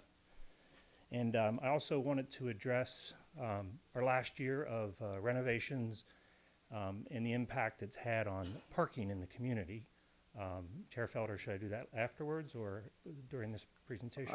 I'd listen to it now. That'd be great. Okay. So I was before you about a year and a half ago when we had the conditional use permit, and we expanded the parking to 121 spaces. So we've completed that. The hotel team has done a good job of implementing the valet parking, but over the last 12 months, we've completed the entire renovation. And I would think on an average day, we've probably displaced half of the parking spaces for construction vehicles, concrete trucks, trailers. We did our best to mitigate it, but we owe an apology to the community because we sort of forced our employee parking out into the community. I think that Ruben, the general manager, has done a very good job of speaking to the neighbors about it. The good news is we're coming out of all the projects now. We do have a seal and stripe, weather-dependent plan, but we do now have the 121 spaces. We have a couple trailers that we have to relocate, and I think from the last commission we had banked 12 additional spaces. We did our best to mitigate that by leasing the lot across the street, and with the upcoming spa project that will probably go before design review in the early new year. We'll put plans into place, but I don't think we would have anything near the displacement that we've had. So we've heard from the neighbors, and we want to be a good neighbor. I think now the hotel team needs to do a very good job of enforcing the employee parking to stay on site. Okay. Any questions on that? Okay. As Wendy had stated, the hotel was operating with a couple of live music events that just started a couple months ago. Ambient music in the bar with a single musician, amplified music, or a duo. And then Wendy and David noticed us to say, you have to have a temporary permit, which we gleaned, and then we should do the application for the music venue. So we've done that. And to answer the questions, the bar at Macarthur and the Leila patio are open to the local community. And these events are a little more of background music. It's not as if it's a ticket sale type of item. But of course, we want to get the local community into the bar and restaurant. But the hotel guest is also what these type of events would be geared towards. Currently, we have one planned subject to approval from 7 o'clock to about 11 o'clock every Wednesday, and that was the series. On the interior areas for groups, the Knowledge Center used to be called the barn, and we've moved the meeting space, and I have some photos to show to refresh everyone of where these venues are. And the west lawn are areas, but those meeting spaces are designed for groups, and the groups are typically designed for hotel groups. So we're not looking for venues to have an outdoor attraction in the west lawn or in the meeting facility that's open to the public. It's more for a specific group.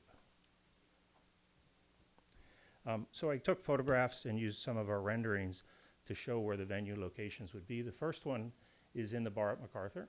Last night, I think we had 30 to 40 people in there, so it was a nice background music. These are some of the proposed musicians, usually single groups or double or duos, always usually with amplified music, controlled via decibel meter. The Knowledge Center is really designed for groups. So these groups would be weddings, social groups, or corporate events. And in this room, we would propose amplified music, of course, but also functions like DJ, karaoke, things that you'd see at a wedding or at a corporate event. The Leila outdoor dining, this is actually a photograph from our private event that we had for the grand opening. So this was an outdoor group. That's the musician's perspective of the area. And this would be pretty much spring to fall. There's of course no intention of outdoor tents or things like that. We've nicely done the patio. And again, this is more dining and background music. We proposed in our application that the outdoor venues would never have DJ. They would never have karaoke. They wouldn't have a dance floor, temporary or permanent. This is more for dining and drinking to make the, to draw customers from the hotel in. Here's the West Lawn, and we have 3 locations proposed in the West Lawn. It's all the same area. The way I read the application, we had to put each place that the music venue would set up. We've added a couple items. We added a nice gazebo, and then we have little enhancements in landscape coming. And this is more designed for corporate events. Today there was a group that had a decent amount of team building and items like that. So the thought is with a wedding there would be some type of amplified music. And in this one we did not limit in the request the outdoor areas being prohibited from having amplified music. Here are the restrictions that we proposed. And again, we want to be good neighbors, so we went through the conditional use permit, worked with the operations team to come up with something that we thought would work well with the neighborhood, but give the flexibility for something that hasn't been seen in the future. On the outdoor venues, the current conditional use permit calls for the 10 p.m. curfew, so we would never have live music after 10. We thought the best thing to do is limit the number of musicians, so we proposed a 5-piece band or less. What we've had on the Wednesday has pretty much been a single musician or a duo of musicians. Again, no dance music, karaoke, or DJs for outdoor venues, and then a maximum of 2 events per week. On the indoor venues, curfew at 12 a.m., and that's pretty consistent with weddings and corporate events. 5-piece bands or less. I believe we asked for 5 events per week. Again, we haven't had many music events since the hotel's been renovated. And from Macarthur Place's history, it's been Christmas parties and wedding events like that. So we tried to come up with something that we think would work.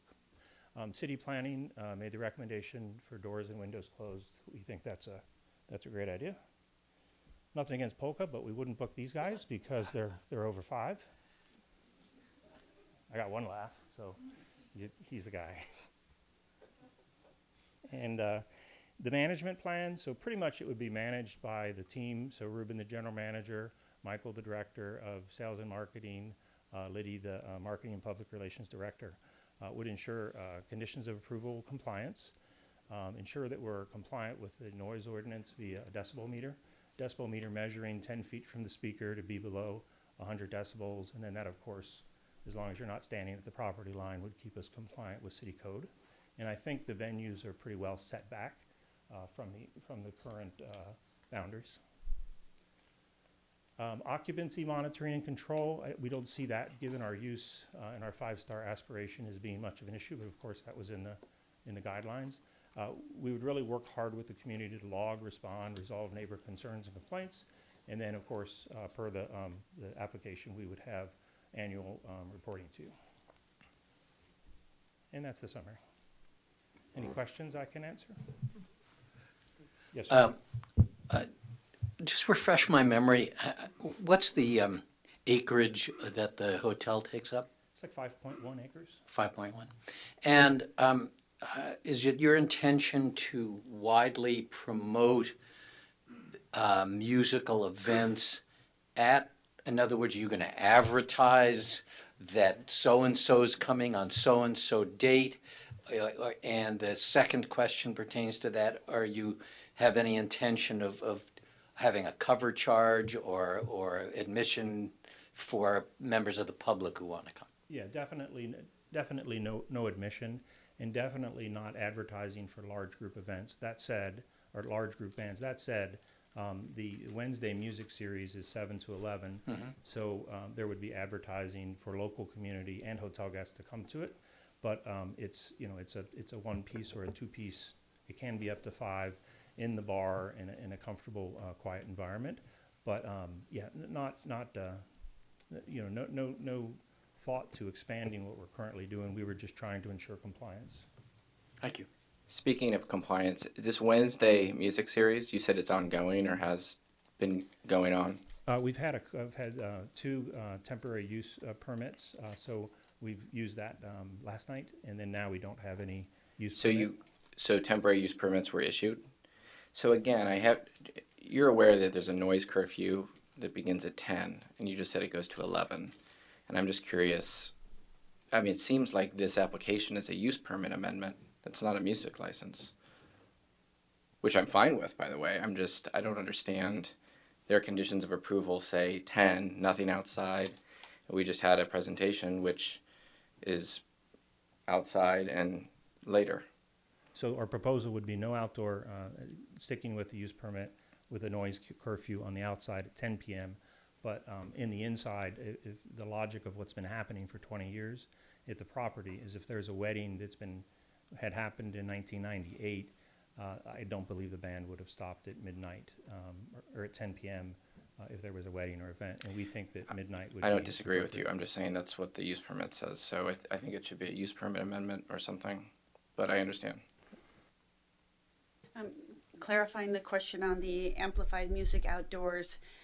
So it sounds like you are intending to have amplified music on the outdoor venue? In the outdoor venue for groups, the West Lawn, it would be dependent on what a group would want. So we tried to put a blanket over what it would be. From our experience in operating the hotel, we've been under renovation a good percentage of the time. Listening to the history, I don't think they've ever had, other than a small corporate event, any type of outdoor music. But we wanted to have the flexibility should a corporate event come in or a wedding where they wanted to have amplified music during their luncheon or during their ceremony. And following up on that, it's just the 3 to 10 p.m. Monday through Friday, I think it is, and then 8 a.m. to 10 p.m. Saturday and Sunday. Do you really anticipate amplified music outdoors 8 o'clock on a Sunday morning? No, and I think when we saw staff's report, we sort of agreed that that makes sense, especially with the high school and that next door. I personally filled out the application, so I think I just put 8 a.m. So it wasn't intentional. Other questions of the applicant? Thank you. Okay, thank you for your consideration. Anyone else from the public care to speak?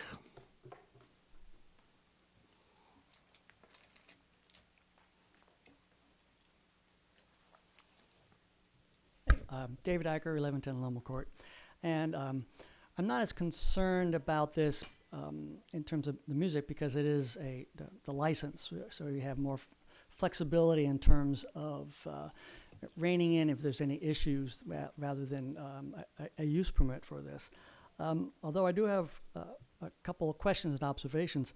The closest residence to the would be to the Leila outdoor dining area with just over 300 feet at Macarthur Lane. So I want to make sure that they were notified of the hearing tonight in case they had any comments on that. And then wasn't quite sure on, so in a year you're going to have a review of it. And the planning director, David Storr, mentioned that they would be looking at to see if there's any violations.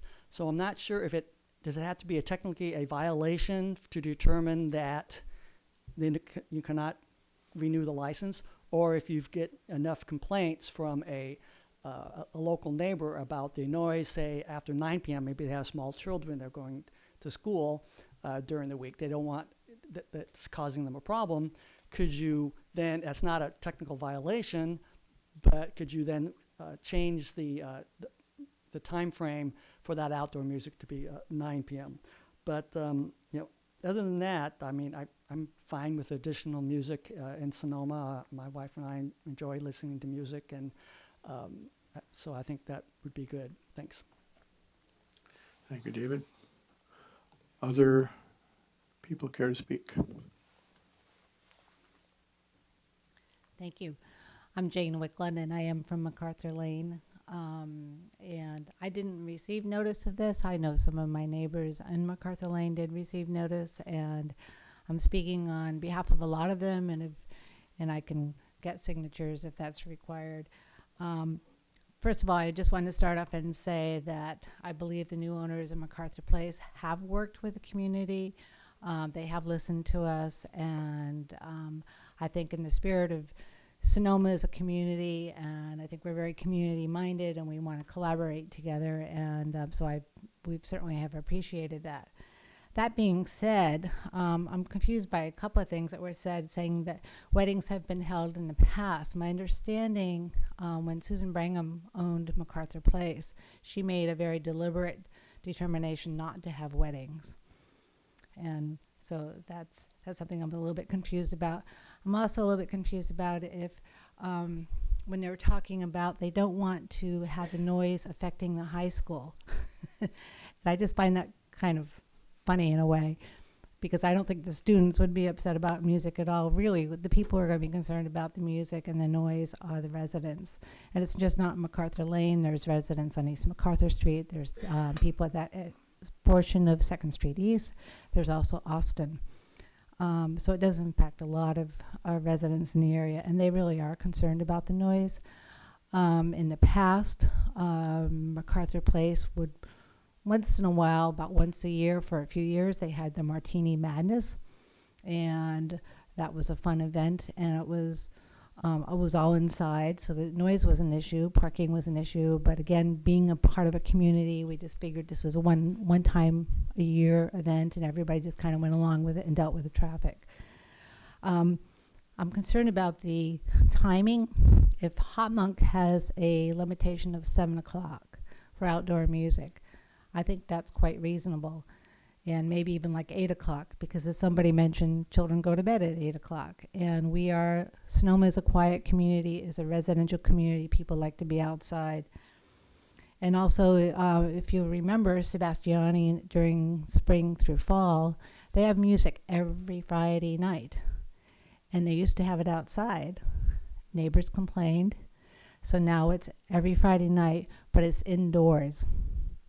And I think that makes a very big difference. So I would like the commission to think about that as well. Let's see. When you're talking about to 10 o'clock at night, that seems like it's late. It's a lot. Oh, one other thing I want to talk about is parking.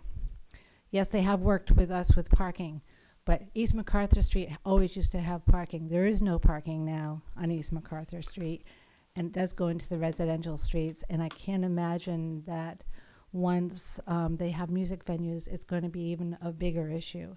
And I parking have to is a ask big you issue. to wind it up, please. Well, that's it, is the parking. Thank you. So it's the parking and the noise. Thank you. Thank you. Anyone else care to speak? Seeing no one, I'll close the public hearing and bring it back to the commission. Well, again, I guess I don't know how we go forward until we figure out whether a music license trumps a use permit, and I just feel like a use permit would trump the music license, wouldn't it? So shouldn't the music license conform with the conditions found within the use permit? And if those are too restrictive, why wouldn't we just amend the use permit if that's what the commission wanted to do? Yes, Mr. Storer and I were just discussing that. It would probably be a better way of going about it if it were to be amended, if you had the use permit amended with the license being granted at the same time. I think that the language you would want in the use permit would, because the use permit runs with the land, and you have, I think flexibility was the word used for the license. The language you would want to have is that it would be, the playing of music beyond what the original use permit had said would be conditioned upon having the license. Correct. So if the Exactly. license were to be revoked, the use permit would not be inconsistent again. These are the maximums allowed if you have a music license. And then a music license could actually come down if you wanted. Yeah, you would have a lot of flexibility in that manner.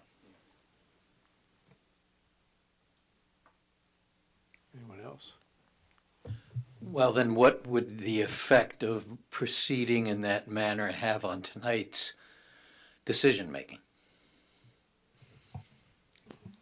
At that point, you would continue the item so that the applicant can join those two things together. Again, the only concern that I have is that we could continue it to a date specific, which your next meeting would be the,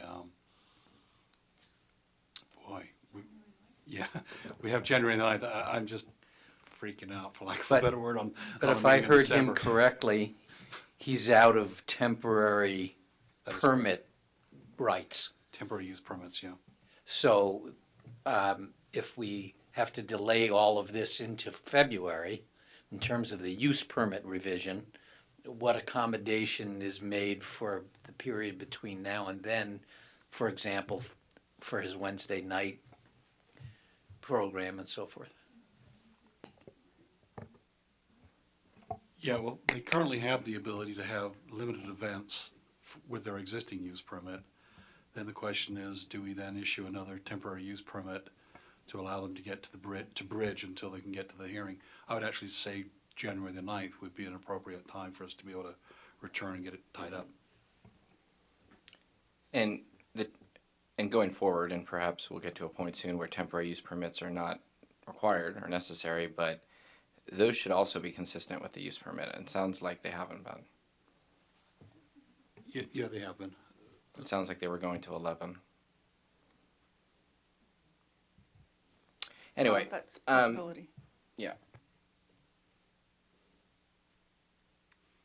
Well, I guess I sure would like to see the use permit and the music license be joined together and be consistent.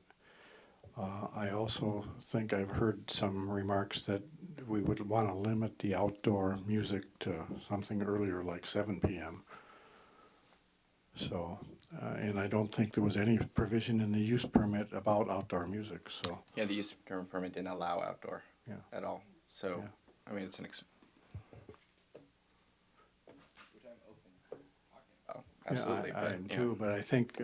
Can we provide, even if we have to continue it to make it an amendment to the use permit, can we still provide some feedback to the applicant to where we would like to see this go? Well, and let me also say that the time of year is such, I think it's highly unlikely that later nighttime outdoor events are going to be taking place. I mean, I'm assuming we will get rain in 2019. So I'm not even sure that's going to come up as a scheduling issue that they would want to do music outdoor in the evening. I just, it'll be too cold, it'll be too wet. So.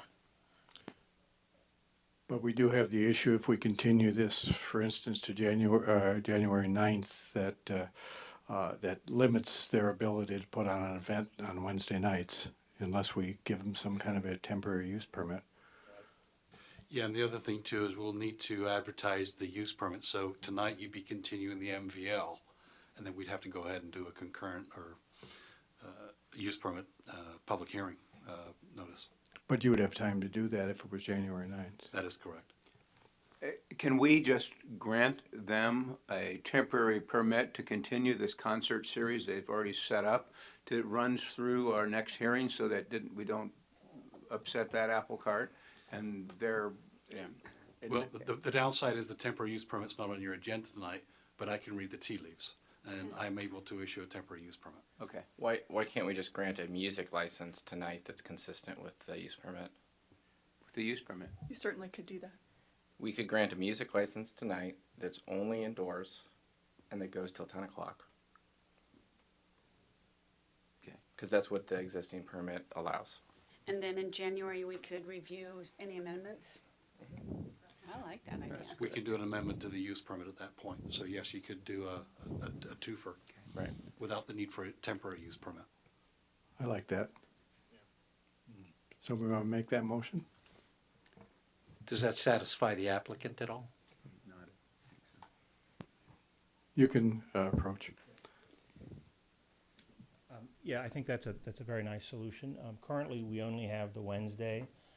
It's generally scheduled 7 to 11.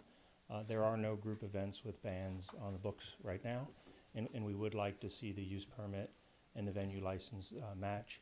On the outdoor music, I think the only request that I would think the operations team would have is the outdoor music just for dining. So 7 might be a little early, as most weekend dinner. It's usually a single musician or a duo during the nice months. Maybe it could be extended a little longer than 7 p.m. Okay, but that doesn't become an issue until January then. Right. Yes, sir. And that's sort of a use permit discussion. Right. Right. And Mr. But Chair, what we'll to go do, back, though, that the use permit currently only allows the music to continue till 10 p.m. That would mean Wednesdays you could do 6 to 10, but it doesn't mean you can do 7 to 11, okay? Whatever the planning commission finds. I think we missed that technicality, yes. we'll also need to address the MVL in January as well to make sure they match both pieces. So I think you can give it, not a temporary MVL, but that's in essence what you'll be doing. I guess we would just be amending the MVL as well, if we want to. Thank you. We ready to make a motion? Yeah, I'll make a motion that we approve a music venue license for Macarthur Place that is consistent with the February 2018 use permit that allows music per their narrative indoors in the Knowledge Center and I believe the bar restaurant area until 10 p.m. along with the other hours of operations they've requested. And that we continue this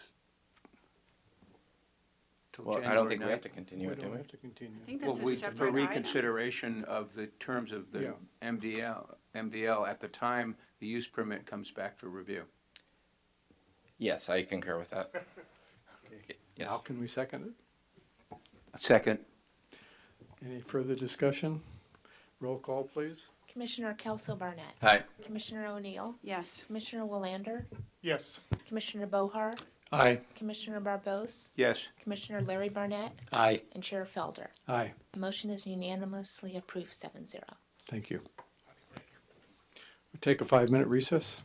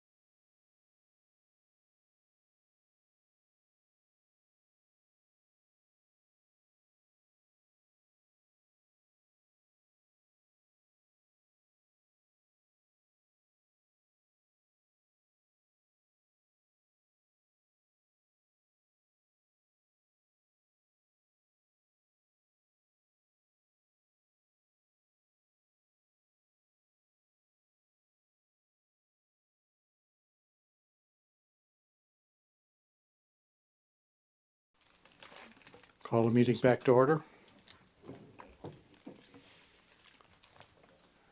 Going to move along to item 7.4, which is review, consider, and provide recommendations to the City Council regarding Chapter 5.30 of the Sonoma Municipal Code dealing with wireless telecommunication facilities.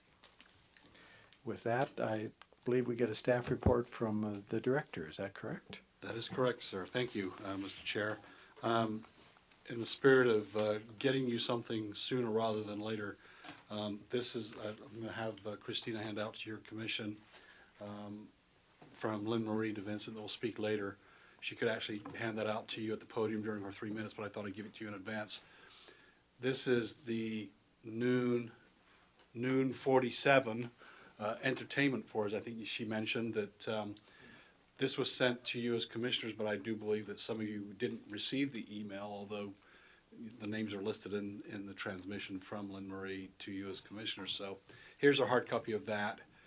Not to be confused with 330, we handed out tonight a hard copy of an email that embodies some of the material that you've got in the one that we just handed out as a duplicate from the email that you received.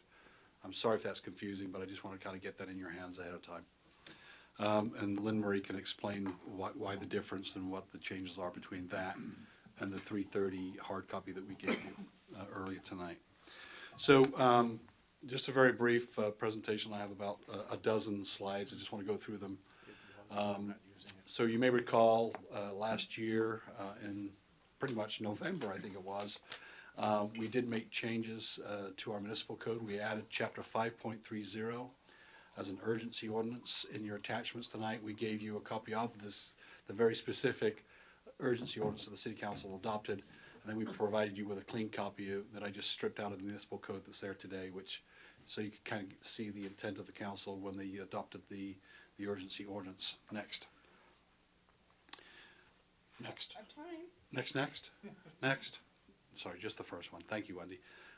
So just to rewind here, the federal government in 1996 adopted the Telecommunications Act. I think it was called TCA or something like that.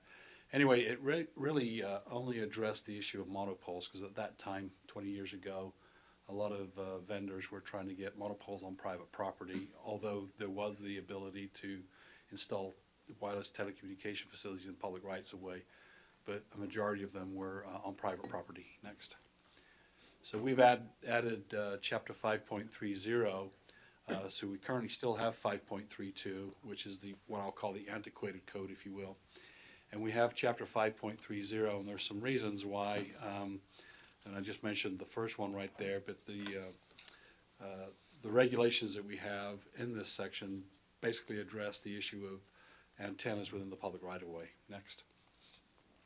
We're also addressing the issue of a ruling by the FCC that talks about right-of-ways specifically, and the inclusion of having shot clock timelines that do kind of speed up the process for applications that need to be within a public right-of-way if they're submitted. Next. So there are 4 types of wireless telecommunication siting applications that we're going to talk about that are currently in our code.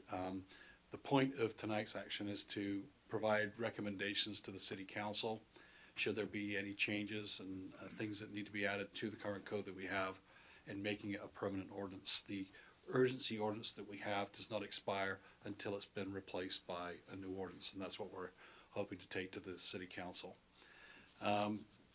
Next.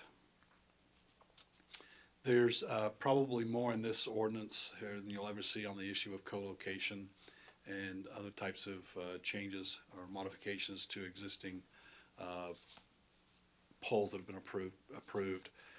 Item number 4 talks about a 6409 permit, which is one that wireless telecommunication companies can basically submit an application. Pardon me? Too fast? Okay, sorry. Okay, yeah, she went back to number 4. So number 4, 6409A, is a provision where an applicant can invoke a shot clock turnaround for us, in which we have to respond and take action on a certain permit. We've included that and embodied that within this Chapter 5.30. I will tell you that we haven't had anybody come and knock on our door yet for a 6409 application, although I believe, oh, wait a minute, I misspoke. We've had one, and that was on the high school property. Next. The key components of the ordinance that we have in place is that there will be no telecommunication facilities in residential zones or in the plaza and the PROD, the Plaza Retail Overlay District, and there'll be a separation of 1,500 feet between facilities. Next. Could I ask you a question? Sure. Does that mean no small cell towers in residential districts? Yes. Microphone. Yes. I heard him. Yes. Okay. And that would be in reference to, for example, the discussion that we had about pending Verizon applications for 7 towers in a residential district? That is correct. Okay, thank you. And so we have a use permit provision for any type of small cell facility in the public right-of-way. And again, with the exception of the 6409 exempt provision that can be invoked. We have, obviously, again, use permits appealable to the city council. Next. Can I go back? Sure. Clarification. Sure. Weren't those Verizon applications for the residential area submitted before this urgency ordinance? Yes and no. John, do you want to take a shot on that? He'll explain the timing of the 3 commercial sites and the rules that were in place at the time, which was the 1996 or the 5.3. We can Yeah. postpone that till after. Very briefly. Okay. The applications were made before the urgency ordinance was adopted, but we have entered into an agreement with Verizon, which has extended the processing period. And that agreement states that whatever ordinance is in place at the time that the residential applications, if they choose to go forward on them, are reinitiated, that ordinance will apply. Great. Thank you. If I can just follow up on that, we have been in touch with Verizon, who have extended it until the end of March. So that gives us a little bit more time now. They have not resubmitted their application materials for your consideration. That's why we talked about in our communication with you as a commission that it frees up the the December 12th meeting to hear the hotel project as opposed to having the Verizon applications being heard at that time. Next. Again, the use permit regulations are in Title 19 of our municipal code, and they are still applicable. And again, that's what we are having with reviewing right now with Verizon on the 3 commercial sites. And next. What we've provided in your staff report, we weren't able to do this in time for the hearing, is provide some bullet points where we've identified areas that we suggest there be changes made to the ordinance based on our experience over the last year and looking at other ordinances from other jurisdictions. I'll turn the time over to John, other than say that the reason that we weren't able to get through this is to do the deep analysis was because of the power shutoffs. And we're feeling pretty lucky to be able to get this to you at this point in time. The good news is we've had it for a year. We've given it a bit of a test run, and we do see some areas where we can do some improvements. And we look forward to getting your recommendations on that. So these bullet points each represent an area of the current ordinance, which you've seen, the urgency ordinance, which we have, where there are other options that have been developed by other cities, as all cities are, in the same boat on this, since the adoption of the FCC order. And so we want to provide some of the options to the Planning Commission for its input in drafting the permanent ordinance that will apply to small cell facilities. In doing so, need to just kind of give a summary of what the rules are as far as standards under the FCC order. The standards must be objective, they must be reasonable, they must be published in advance, and they may not be more burdensome than those that are applied to other types of similar infrastructure deployment. So in other words, a person needs to be able to reasonably design a facility that would meet the city's standards by just opening up the book and applying them. However, cities are restricted from taking any action or establishing any standards that would materially inhibit the introduction of new services, or the improvement of existing services, which would include capacity, densification, and service capabilities. This is an area where there's constantly evolving technology. It's a constantly evolving legal landscape, but when we receive applications, we must apply our ordinances to each application. The fewer the options are in the ordinance, the more likely that there will not be many feasible alternatives to choose from, and the question of preemption under the FCC order will arise. So with that, the first bullet point is preferential and prohibited zones. As David mentioned, the urgency ordinance we have states that there are to be no wireless facilities in any residential zone. The other alternative that we've seen develop is that cities are adopting ordinances that have preferential zones. So maybe the most preferable zone would be a commercial zone, for instance. The second most preferable zone would be a mixed-use zone. The third most preferential zone would be a residential zone, and the applicant would have to justify, if they were in a less preferred zone, why they could not place their site within a more preferred zone. And there are variations of that for residential. There is a variation where there is the very least preferred would be if it's in a residential zone and within 500 feet of a residence. So there are some options there that have developed. The reason, for the most part, is it is a more defensible, more protectable position if there are, because there may not be sites within a zone that is entirely prohibiting certain facilities. So that is an option that would be good for protection of the city. Another area is utility poles or standalone streetlight poles. The question here is whether to allow applications for standalone or streetlight poles, whether there's a preference for utility poles or standalone and streetlight poles. The city's ordinance now, the urgency ordinance, states that new poles would require an exception, but they can install on utility poles or replace existing poles. Other cities will allow for new poles, streetlight poles, standalone poles, and the like. A third area is whether to allow locations on city streetlight poles or other traffic regulation structures. The question would be if those applications for small cell facilities could be placed on a city-owned streetlight pole or a city-owned traffic structure. The city right now does not allow small cells on city-owned poles that are not shared with another utility. That means essentially that ultimately there may be more poles or more utility pole installations because there would not be available city-owned poles. That's another area to consider. The newer ordinances we see vary depending on the city, but some will say no traffic regulation structures whatsoever can facilities be on. The fourth area is pole spacing, and this was also alluded to earlier.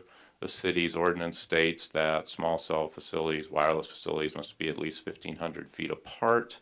The newer ordinances we see say that such must be at least 500 feet apart. However, if it's not technically feasible, then they can apply for an exception within 500 feet, but the proximity that seems to run through the newer ordinances is that they be at least 500 feet apart rather than 1,500 feet. John, can I interrupt just on that one? Does that apply to multiple vendors or just for a given vendor? It's a very good question. We've seen ordinances that make it specific to the provider. So say provider X could not have a pole within 500 feet, but it's possible that provider Y could have a pole within 500 feet. So we've seen different variations on that. The fifth point is also mentioned earlier. There is a prohibition in the downtown plaza retail overlay district and other sensitive areas. This came up at an earlier hearing. Does the city want to keep that prohibition?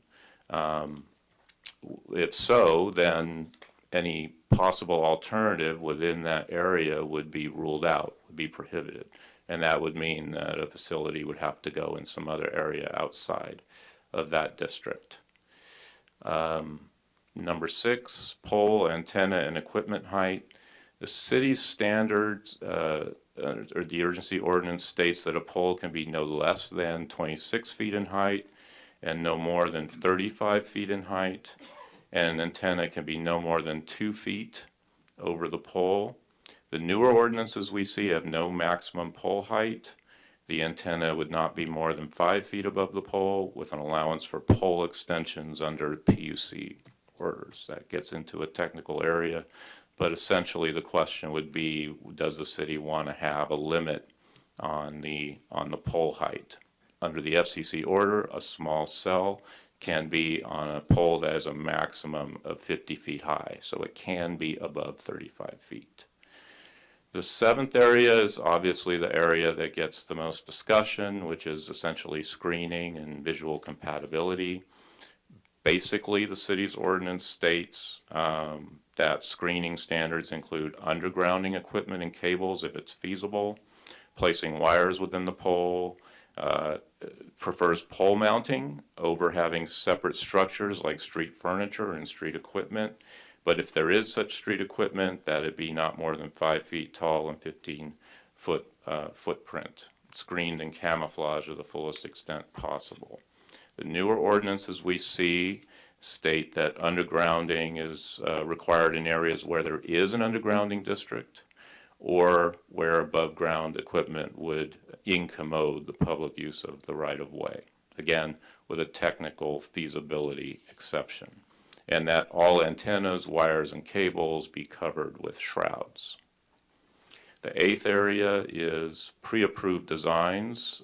Some cities have established pre-approved designs, and with those designs, a provider can look at the design, come up with a design that meets that pre-approved design, and have approval based on certain schematic drawings. Some cities allow the director of a department of the city to establish a pre-approved design. The city's ordinance does not have pre-approved designs, does not authorize pre-approved designs. The 9th area is application procedures, requirements, and submittals. The city's ordinance is essentially in line with the newer ordinances we see.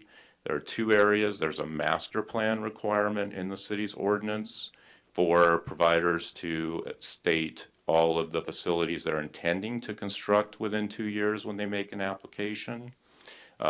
They can give an explanation if they've not done so in the past and they come in with a new application within 2 years.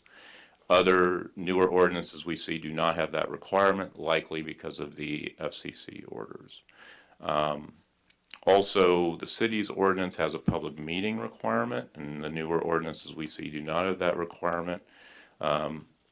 If the city does retain a public meeting requirement, there will need to be an exception due to the time constraints, which brings me to the next category. As David mentioned, the FCC has now limited the shot clock to, in most cases, 60 days. So 60 days from the time that the application is complete. And cities only have 10 days to determine whether the application is complete.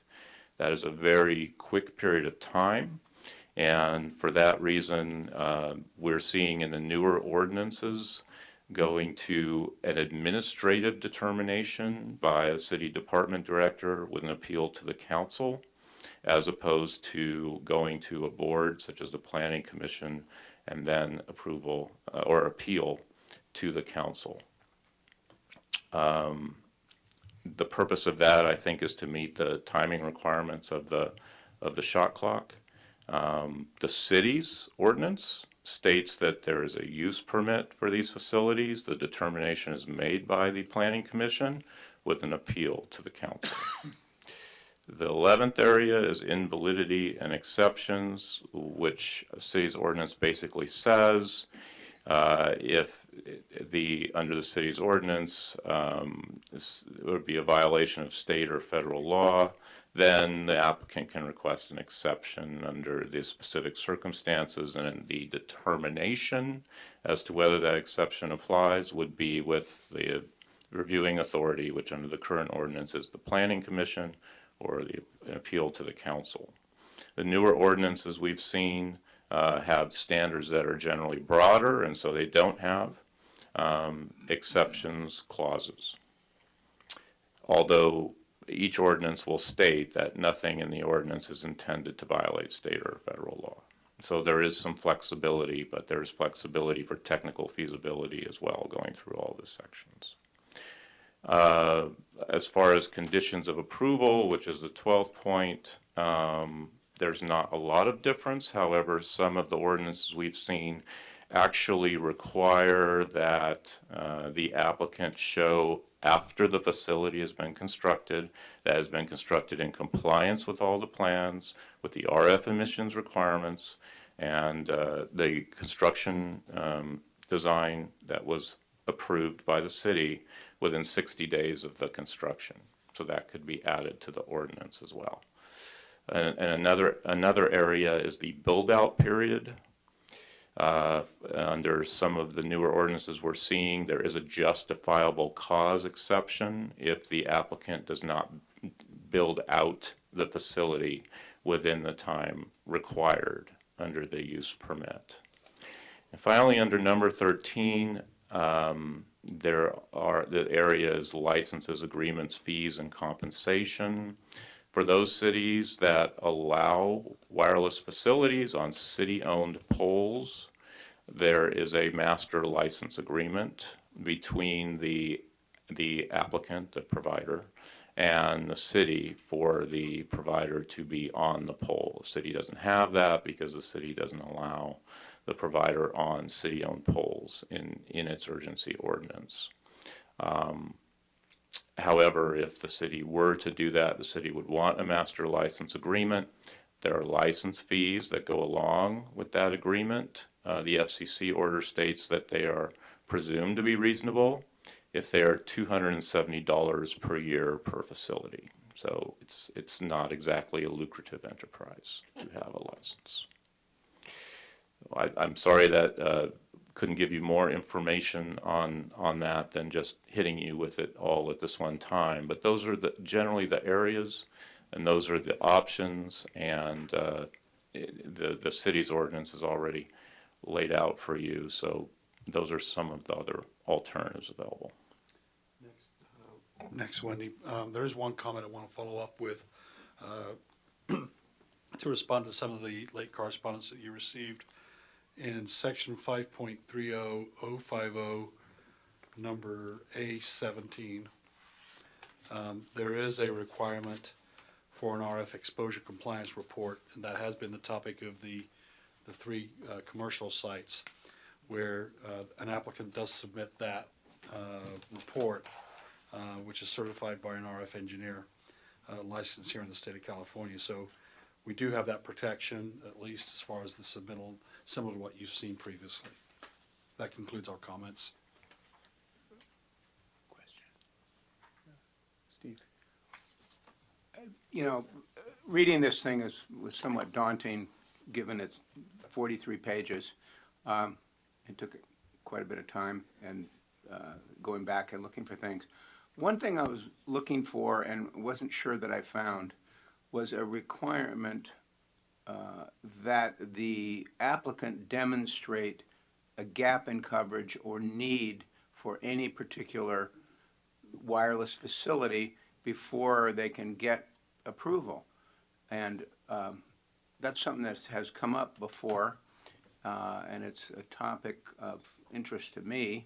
I would like to see them required to do that, but are we allowed to require them to demonstrate need? It's actually up to the provider to determine whether they have the need. It kind of comes into the preemption analysis, but there is the section on exceptions. So if our ordinance would not allow a facility that they want to apply for, they would have to demonstrate that they are entitled to an exception, so that under federal law, they would be entitled to it because it would be a material inhibition of their services. So that does kind of tie into need, but it's essentially up to the provider under federal law. You mean if we said you have to demonstrate need, and they didn't want to go along with that, they would then do what? Apply for an exemption based on federal law? Well, they would make an application, and they would say, we want to have our small cell facility at, First Street. And we would say, I'm sorry, that's a prohibited zone. You can't be at First Street. They would then have to demonstrate how it would inhibit them from improving their services or increasing their services by them not being allowed to be at First Street. So they would have to be able to establish why they have to have their facility there, and that does tie into need to some degree. But your original question about does federal law allow it?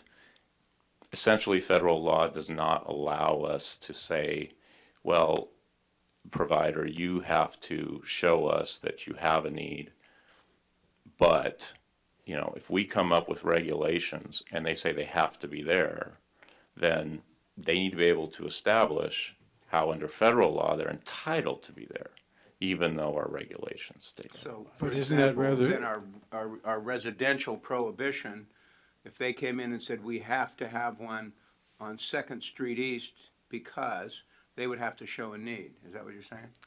It essentially would come down to a need. I mean, they would be saying that maybe we need more capacity at that location. Maybe we have bad service at that location. But as opposed to the significant gap in coverage, that of course was a test that was established by the Ninth Circuit. The FCC order has established a different test. That's what's in place at this time.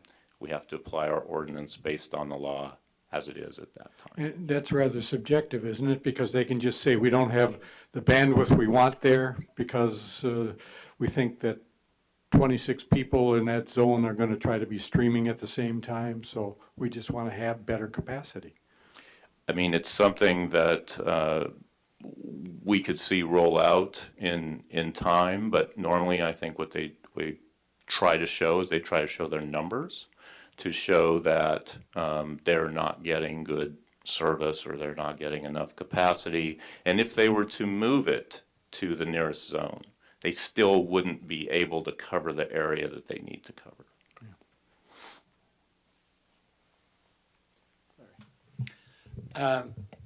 Am I correct in concluding from your list of materials that that it's not practical or possible for the city to restrict the total number of vendors who might want to come in and install these kinds of facilities? That's correct.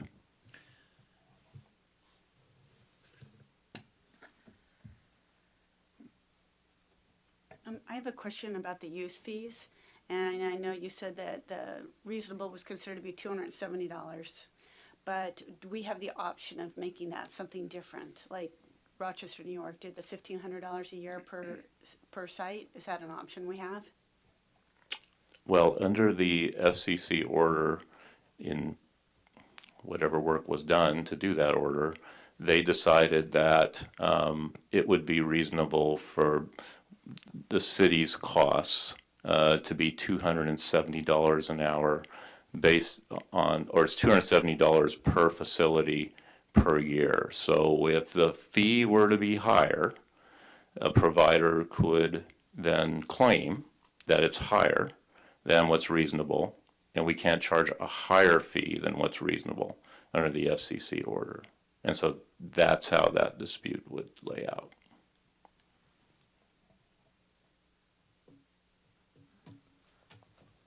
Other questions? Go ahead, Bob. Hope this is working. The question I had to do or ask was, is there any language or provisions, maybe in bullet point 13, about us allowing for facilities to be attached to poles or utilities, and then in the future coming up with an undergrounding plan for beautification. And I guess my question is there any language that allows us as a city the ability to have them come back, or a provider come back in and accommodate the city or its jurisdiction if we do decide to underground? There is actually some language that I've seen on that. For instance, if there's an undergrounding district, or if there's a plan over the next, I think David's saying 5 years or 10 years to underground facilities. I'm sorry, I misspoke. There's these use permits were good for 10 years is what I was trying to talk about, sorry.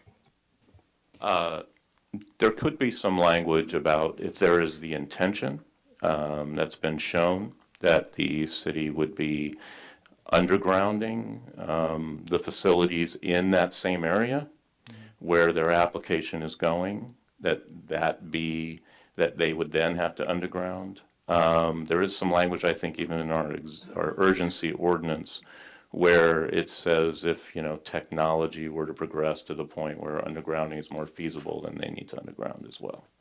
So there is some language out there, but there also has to be a commitment on the part of the city to underground all of the utilities in that area where that specific application would be going.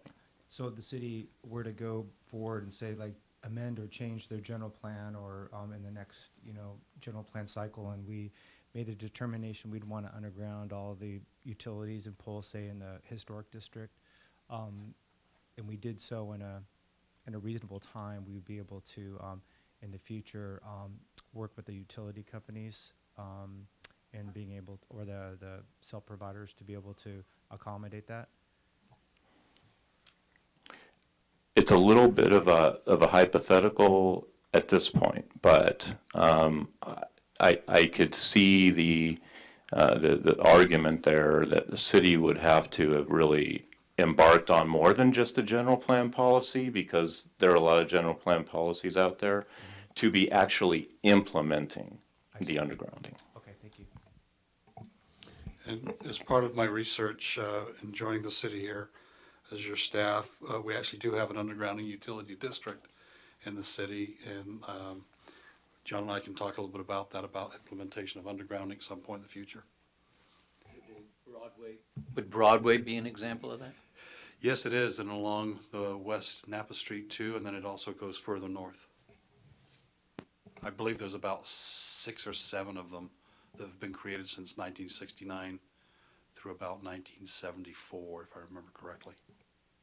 And just to be clear, of course, that is all subject to, federal preemption under the facts, and if a provider were to be able to establish that they had to have it for some reason above ground, then, that would apply. But just so there's no misunderstanding later, that doesn't mean the city can't come up with an undergrounding district or can't be implementing undergrounding facilities. But there is still that preemption issue out there. Other questions of staff at this point? Otherwise, I'm going to open up the public hearing. Seeing none right now, I'll open the public hearing for people who would like to speak on this item.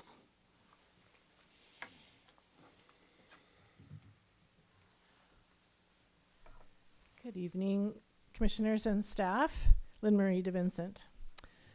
On one of my early trips to City Hall, it's actually May 2018, I met with Planning Director David Goodison. We discussed these Verizon applications for the close proximity microwave radiating cell towers.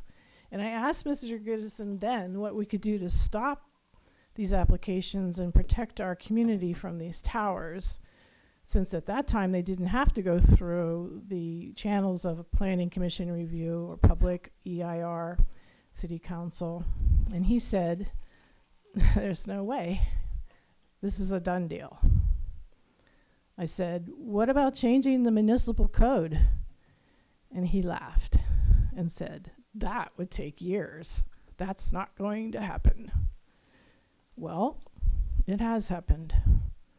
Thanks to our new staff, the hardworking city attorney, a council who listened to us when we asked for an urgent ordinance, all of the neighbors who have worked hard to inform you of the potential harm of these untested toxic towers, our volunteer attorney, tech experts, artists. We now have a beautiful new draft ordinance. So the late email that I sent you is a detailed evaluation of the draft ordinance from Catherine Dodd.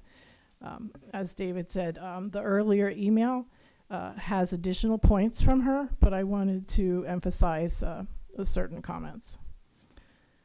I hope you will take these recommendations from Catherine seriously. I realize that they're very detailed, and myself being a professional writer, I know how annoying it is to have a stranger mess with your work. So I commiserate with our city attorney and Mr. Stoyer for the exasperation they must feel at reading all of these detailed edit suggestions. But I ask your indulgence to consider them. I'd like to mention just one of her points, which number 3. It is essential that all equipment and poles be tested in winds of 85 to 90 miles an hour, given the winds we've had that sparked the Tubbs and Kincaid fires. And I realize that's shocking, but as we were discussing undergrounding, this has come up more frequently because of the fires. And these high winds and tides are returning every year, and we absolutely must consider these threats and prepare. So thank you very much for your time and attention. Thank you. Anyone else? Mark Marthaler, 146 East Spain Street. Thanks again for the work. It took me a while to read that ordinance, but putting it together must have been quite a lot of work. So what I wanted to speak to was something that you brought up, Mr. Bohar, and then Robert, regarding the kind of demonstrated need in the ordinance, and that it is kind of spooky if a carrier can come in and just say, well, we want this or you need this, and they subjectively defined what it is, and we don't really have any kind of means to say that might be too much. Any city can regulate the maximum effective radiated power, ERP, of antennas close to residences. So Sonoma is very small, and these towers in commercial zones are, people live next to them. So this is applicable. Other cities are being encouraged to add the following maximum power output limits to their municipal code, and we think that the limit power output would add another level of local control to take care of all of our interests in Sonoma. So for wireless telecommunications facilities that is installed in the public rights-of-way or attached to any building or has antennas installed at a height that is lower than 100 feet off the ground, we highly recommend like a power cap as an addition to this ordinance, that the wireless carrier must only install antennas, radios, and other supporting equipment that have no chance of exceeding a total number of X number of milliwatts of effective radiated power from the face of the antenna shroud, and for all of the equipment operating at or connected to the wireless telecommunications facility. The city defines what the level of permissible milliwatts is. We propose starting at 40 milliwatts, which is a minimum level that provides 3 to 5 bars on a cell phone for service at 2,500 feet away from the antenna. We don't want drop calls. We want people to make emergency calls and texts successfully, and at that level, they can do that. But it gives us some means to, not let anybody come in and say, we want streaming video or whatever else, we have some ways to be in control. Thank you. Thank you, Mark.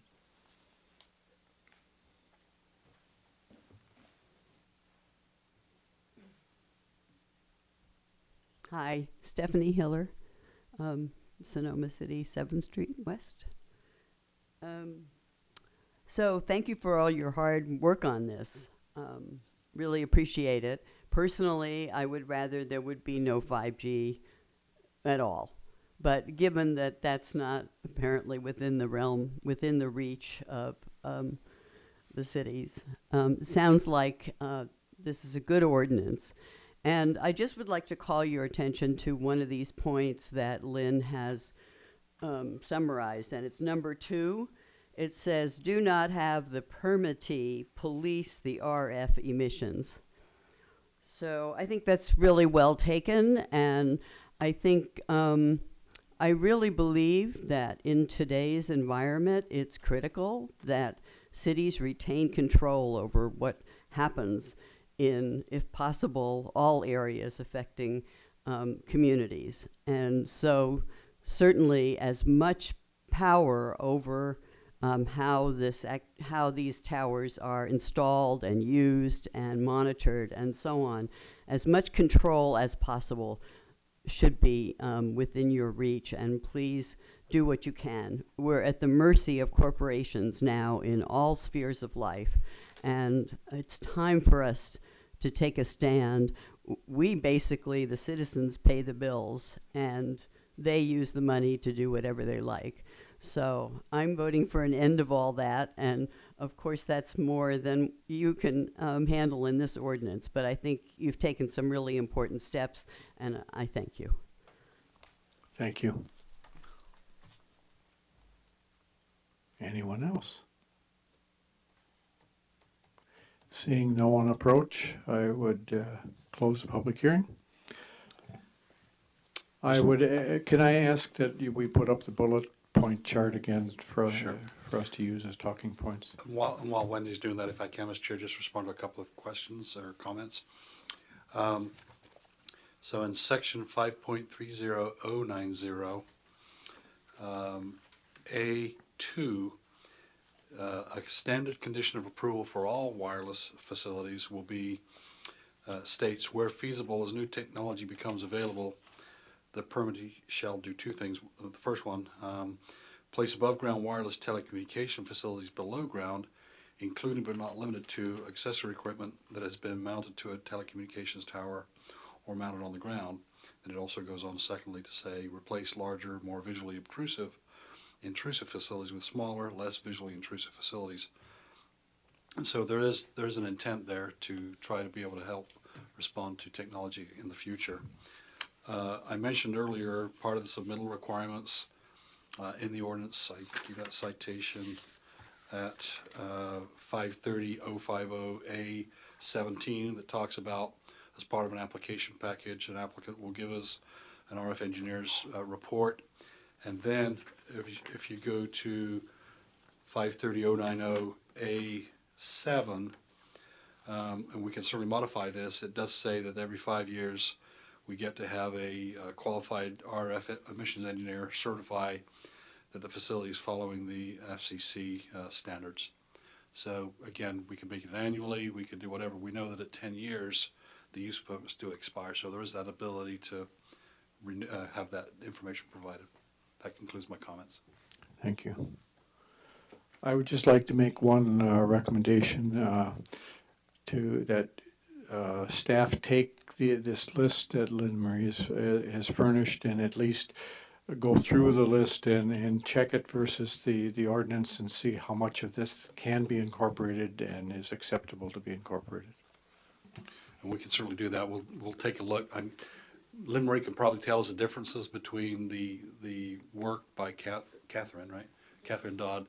I can't do that right now. While we're sitting here, Yeah, I don't mean while we're sitting here, but I mean as we.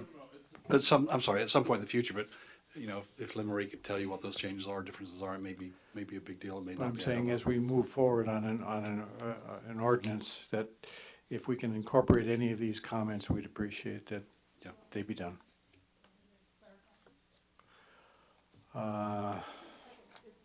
Sure. I'll open it back up. Go ahead. I'm sorry, David. So both of those documents are from Catherine Dodd, and they're basically the same except for the introduction on the one that she sent. So it's the same. The rest of it, all the detailed edits are all the same.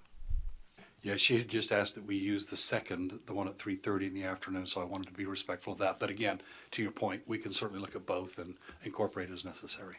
Thank you. And we'll close the public hearing again. All right, we're back to the commission. I don't know if we want to go through some of these bullet points and talk about preferences on how we'd like to do things. I certainly, on item 1, would like, if we are considering opening up residential zones as possible zones, certainly we would want to make it the least preferred, but I also like the idea of putting additional restrictions on it, like the 500 foot from a residence or something, so that if we're forced into taking something in a residential zone, we have some control over how they're placed. So this would be a question for council.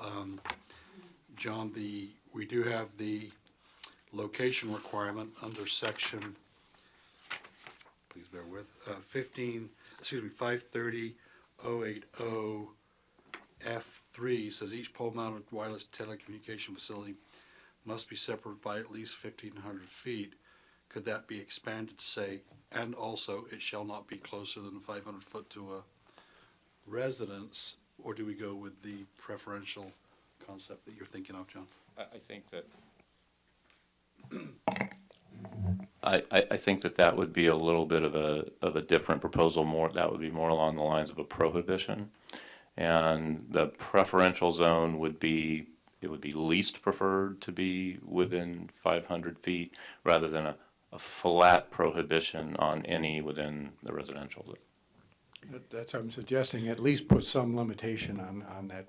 If we have to go to preferential zones and include residential, I'd like to restrict it as much as we possibly could.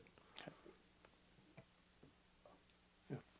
Doesn't 5.30.040 specifically prohibit a facility in a residential district or the plaza overlay district? I mean, that's about as strong as, so, if we have that in there, why do we need to talk about spacing? It does.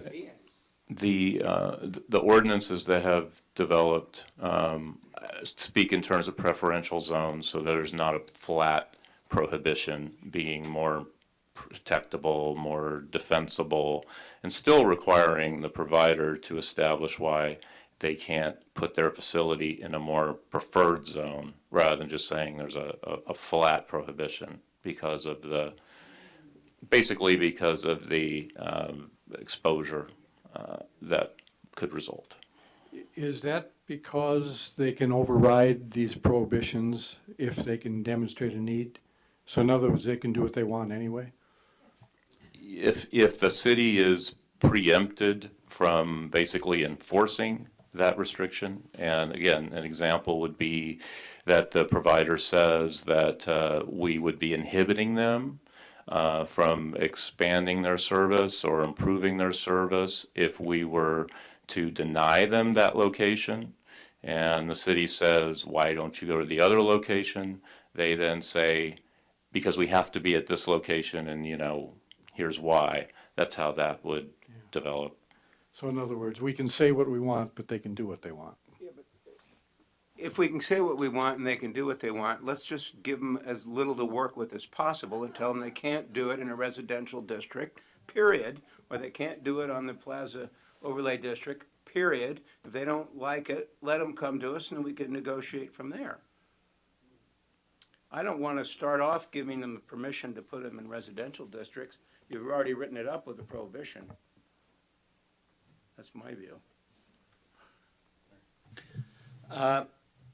Pardon my ignorance. this ordinance seems to, and the FCC order seems to indicate to me that the inclination on the part of these telecommunication companies to improve, quote unquote, their system would extend to, for example, the installation of a 5G system in Sonoma. Am I correct about that? As far as that being an additional service that would not have otherwise been available, that would seem to be a logical conclusion from a reading of the FCC order. Okay, and so extending forward from that,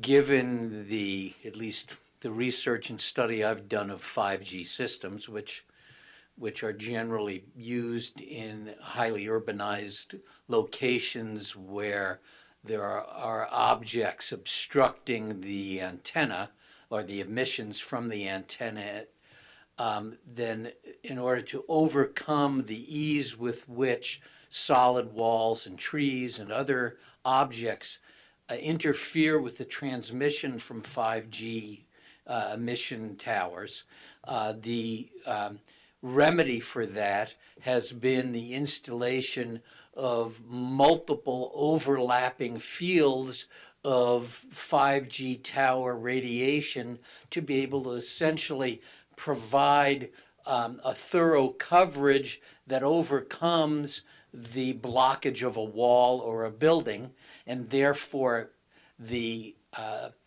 transmission locations for a 5G system inherently are close together. As I've read materials in which it's projected that they would be as close together as every 10 houses.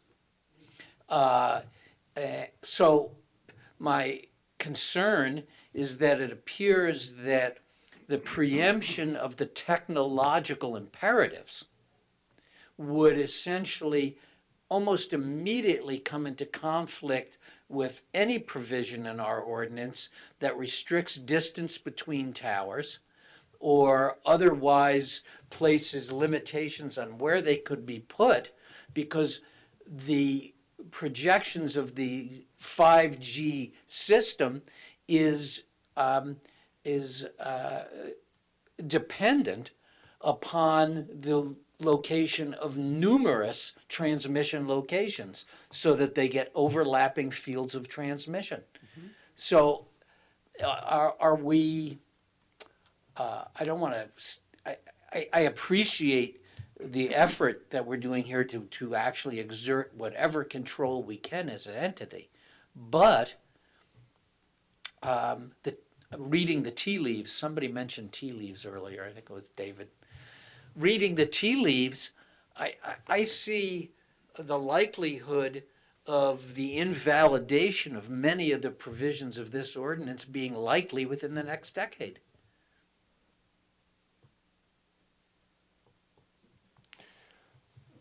As I stated, it's a constantly evolving technological and legal area. The issue, of course, is when we get applications, we have to apply the ordinance that's on the books. So we have to have an ordinance on the books. It may very well not be timely in several years. The technology may change. But at this point in time, we're just looking to have a permanent ordinance on the books rather than an urgency ordinance. And we've, looked at other ordinances and are just providing the commission various alternatives to the ordinance that we now have as well. Just as a follow-up comment to that, to John's comment, and that is also responding, the 1996 Telecommunications Act ordinance that we adopted just months after it was enacted by Congress. I look at it today and it's like, wow, 20 years ago, that was the leading edge stuff. You guys are to be commended as a community for having it on the books that quick after the adoption of the federal statute. Many jurisdictions that I've seen didn't react that quick to the federal statutes. And clearly we can see now that when we replace 532 with this 5.30, it will not only just deal with cell towers in the right-of-way, but also on private property, which is far better than the one that we have currently.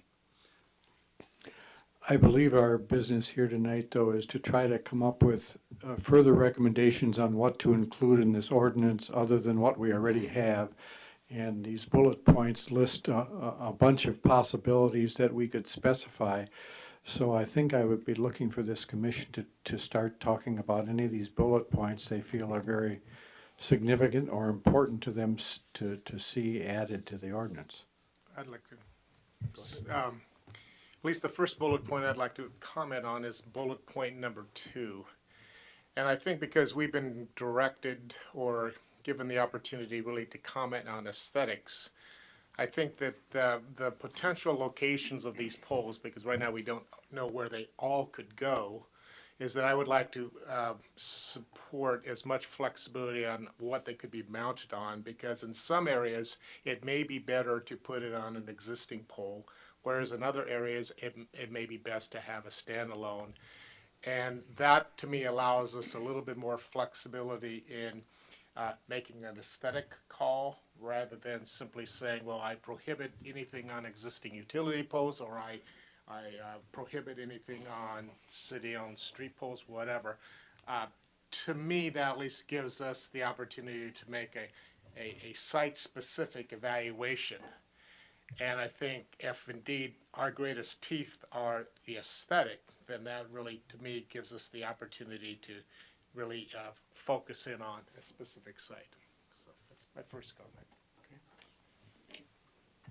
And I'm sorry, I just want to ask one further legal question. In the city of Sonoma, we have a contract with a specific garbage hauler. There's a universe of garbage haulers and waste disposal companies out there, but the city of Sonoma concluded that it was to the advantage of its residents to engage a single company for a given single service, which you could almost call a utility. I mean, it's a regular, timely function that's undertaken by a particular vendor every week and every day during the week in this community. I think the same issue came up as it pertained to a local television station availability. In other words, there is a vendor that carries Channel 27 in the community, and it's the only vendor who carries Channel 27 in the community. And we had the right to make that selection, and this is the vendor who provides the service. Now, my question is this impossible to do in the area of telecommunications? Can the city of Sonoma not conclude that it is going to work with, and I just pulled the name out because it's who's in front of us lately, Verizon, who will have the opportunity to provide cell phone service within the city of Sonoma with wireless transmission, and they will be the vendor that the city works with, who will be entitled to, under their contract, make applications to do this or do that, but that AT&T and whoever else might want to come in and do it essentially is prohibited within the city limits of doing that. Is that possible? We can't prohibit other providers. I think San Francisco, for instance, has internet service basically that they provide. So you're anywhere in public, you would be able to get on whether you had any service whatsoever. And there are cities that do that, but those are cities that enter into actual contracts, like a garbage franchise, for instance. Or I think you're talking about the public educational government channel. So all of those arrangements are specifically provided for under the law. For garbage, the city can provide its own garbage collection, or it can have a franchise with a company for garbage collection. But even San Francisco can't prohibit Verizon or T-Mobile or any other provider. And if you go to San Francisco, you'll see a lot of their small cells everywhere in the downtown. Even though San Francisco has a contract and has provided a wireless network throughout the city. So anywhere in public, you're walking on Market, you can get on through So the you can't, city. what you're telling me is that in Can't this prohibit. arena, you can't establish a franchise.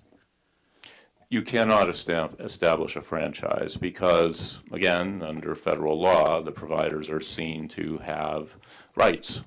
Okay, thanks. Can we put a requirement that they have to underground vault the equipment?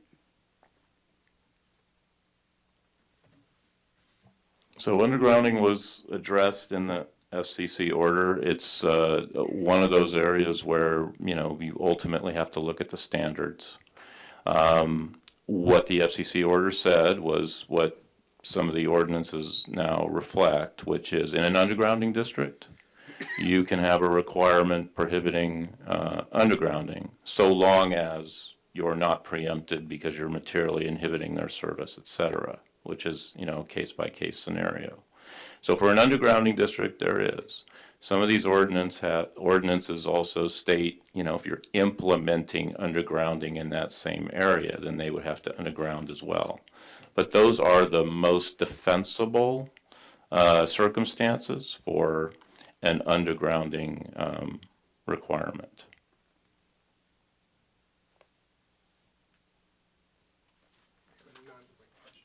Go ahead.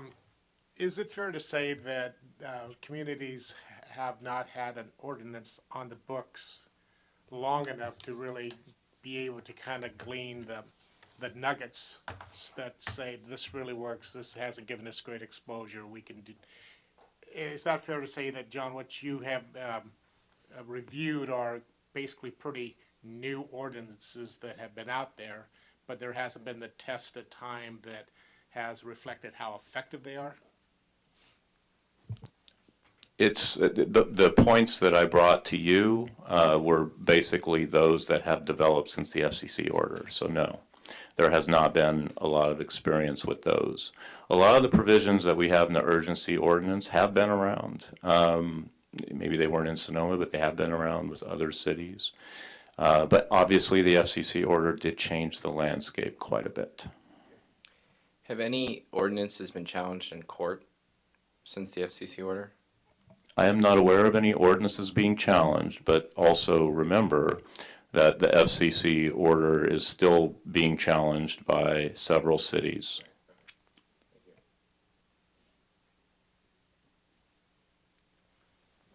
Any other comments on changes to the ordinance?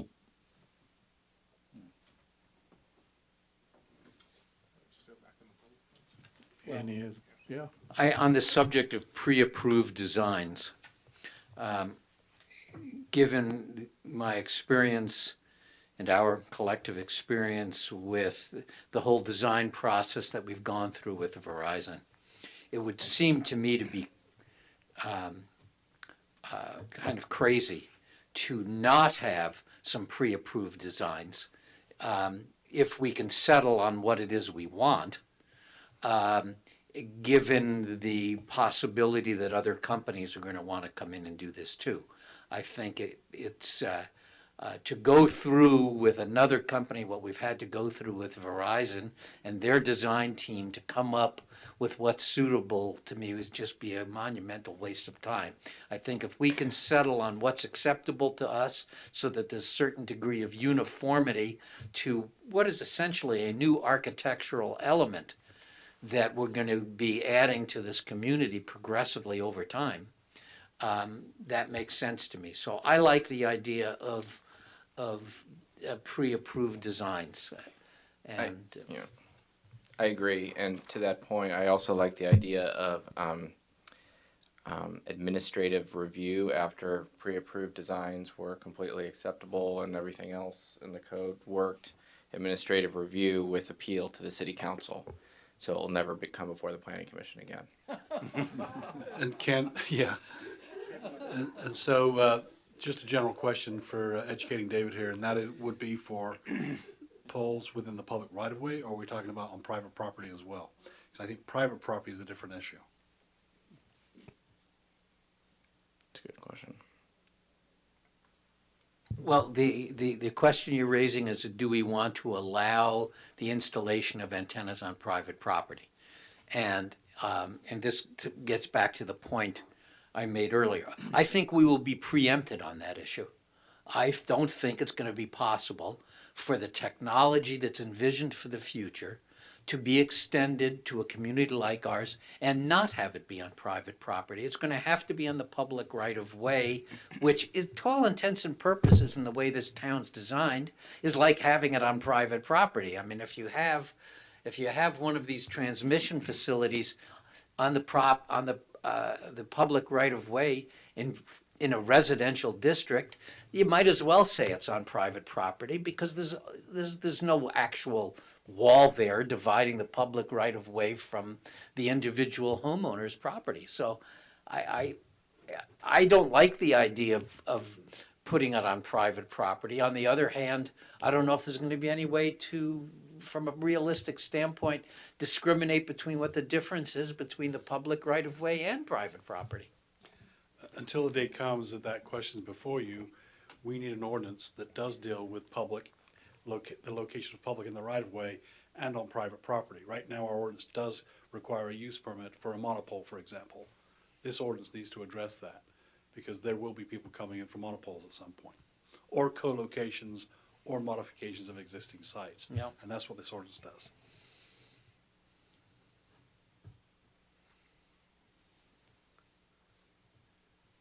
I think the only thing you've got going for you in terms of not appearing on private property is they've apparently got carte blanche to put it in the public right of way without any way to contest it. So they don't have to negotiate separate contracts with private property owners, which says that's the easiest way they're going to choose until they run out of public right of way.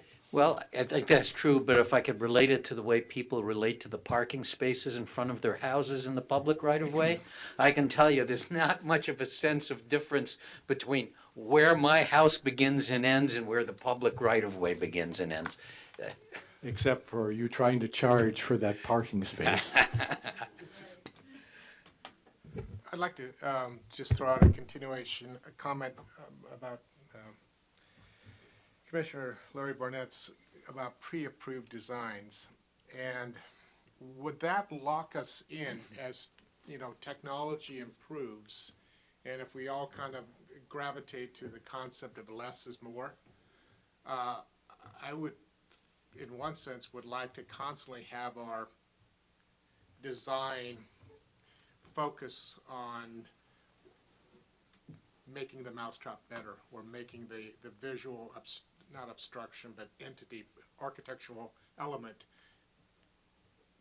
as best we can. And I think that if we come up with pre-approved designs that we think right now in 2019 are the best, but what happens if, again, the widgets get smaller, and then yet they realize that a vendor comes in and says, here's the pathway that people have historically taken through Sonoma and have been successful because they've been pre-approved.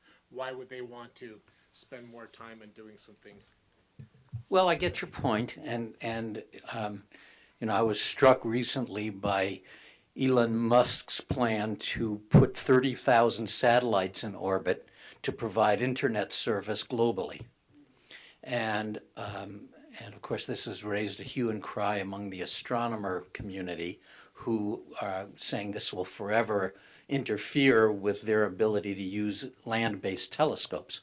But nonetheless, it's an example of what you're talking about. What he's talking about sending up are essentially miniature transmission and reception satellite systems of such diverse number. It's kind of comparable to the 5G idea, which is you just create an overlap of transmission that penetrates everything.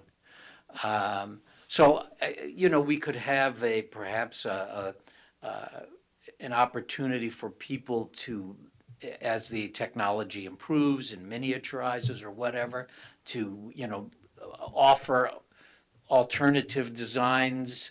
It isn't to turn out to be a requirement, but if you want to use the ministerial approval process, having approved design would make sense. And then if something comes along that's different than the pre-approved design, this wouldn't prohibit them from applying to use it or suggesting to use it. It would just, you know, if we're faced with the prospect of multiple vendors, I don't want to go through what we're going through with every vendor every time. I don't blame you. Not that I'll be sitting here forever, but some of you may be.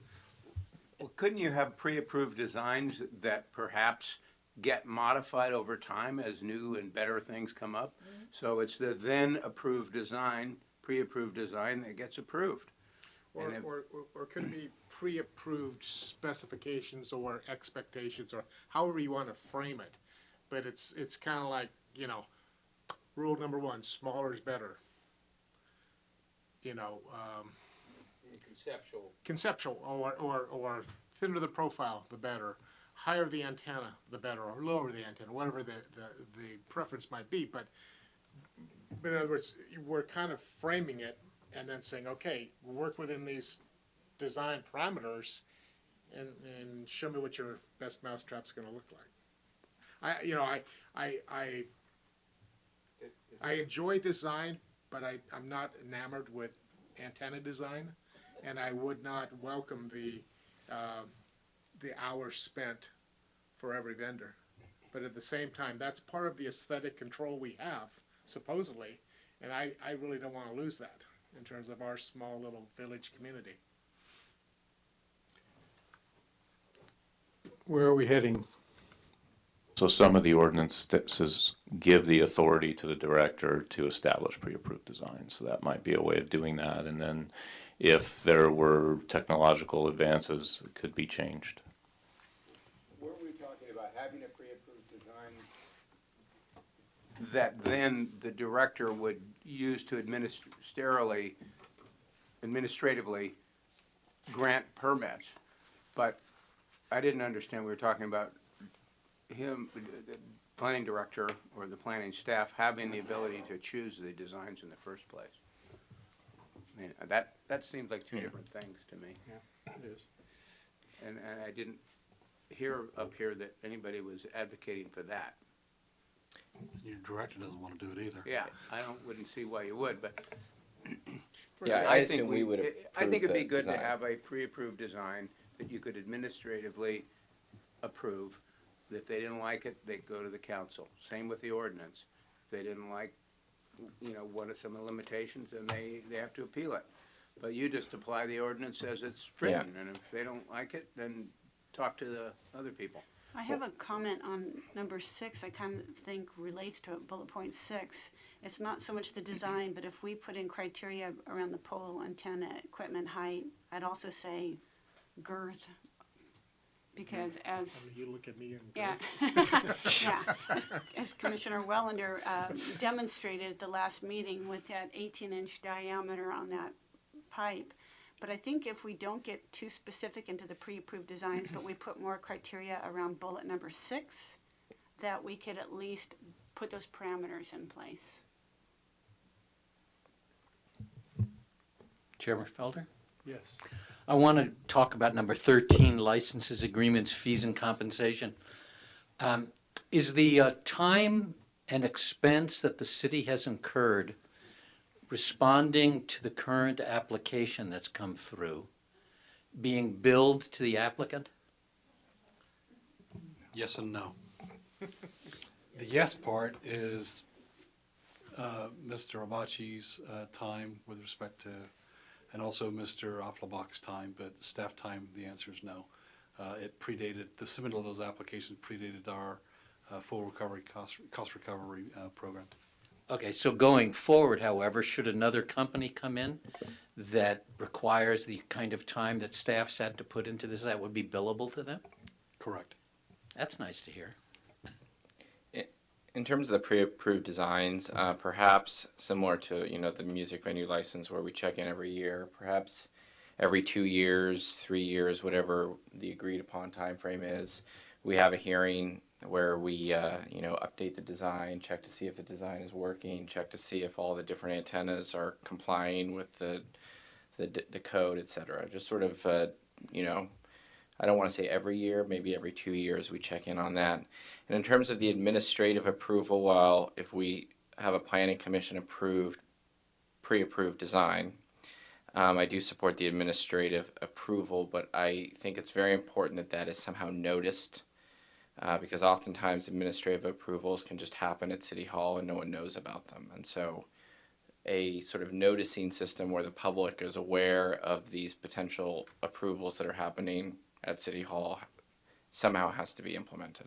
Yeah, the theory is that the action of the director would be appealable to your body, which is what I think you're building in. So whether it's a 300-foot, 500-foot noticing requirement for a hearing, that would be okay, what you're talking about.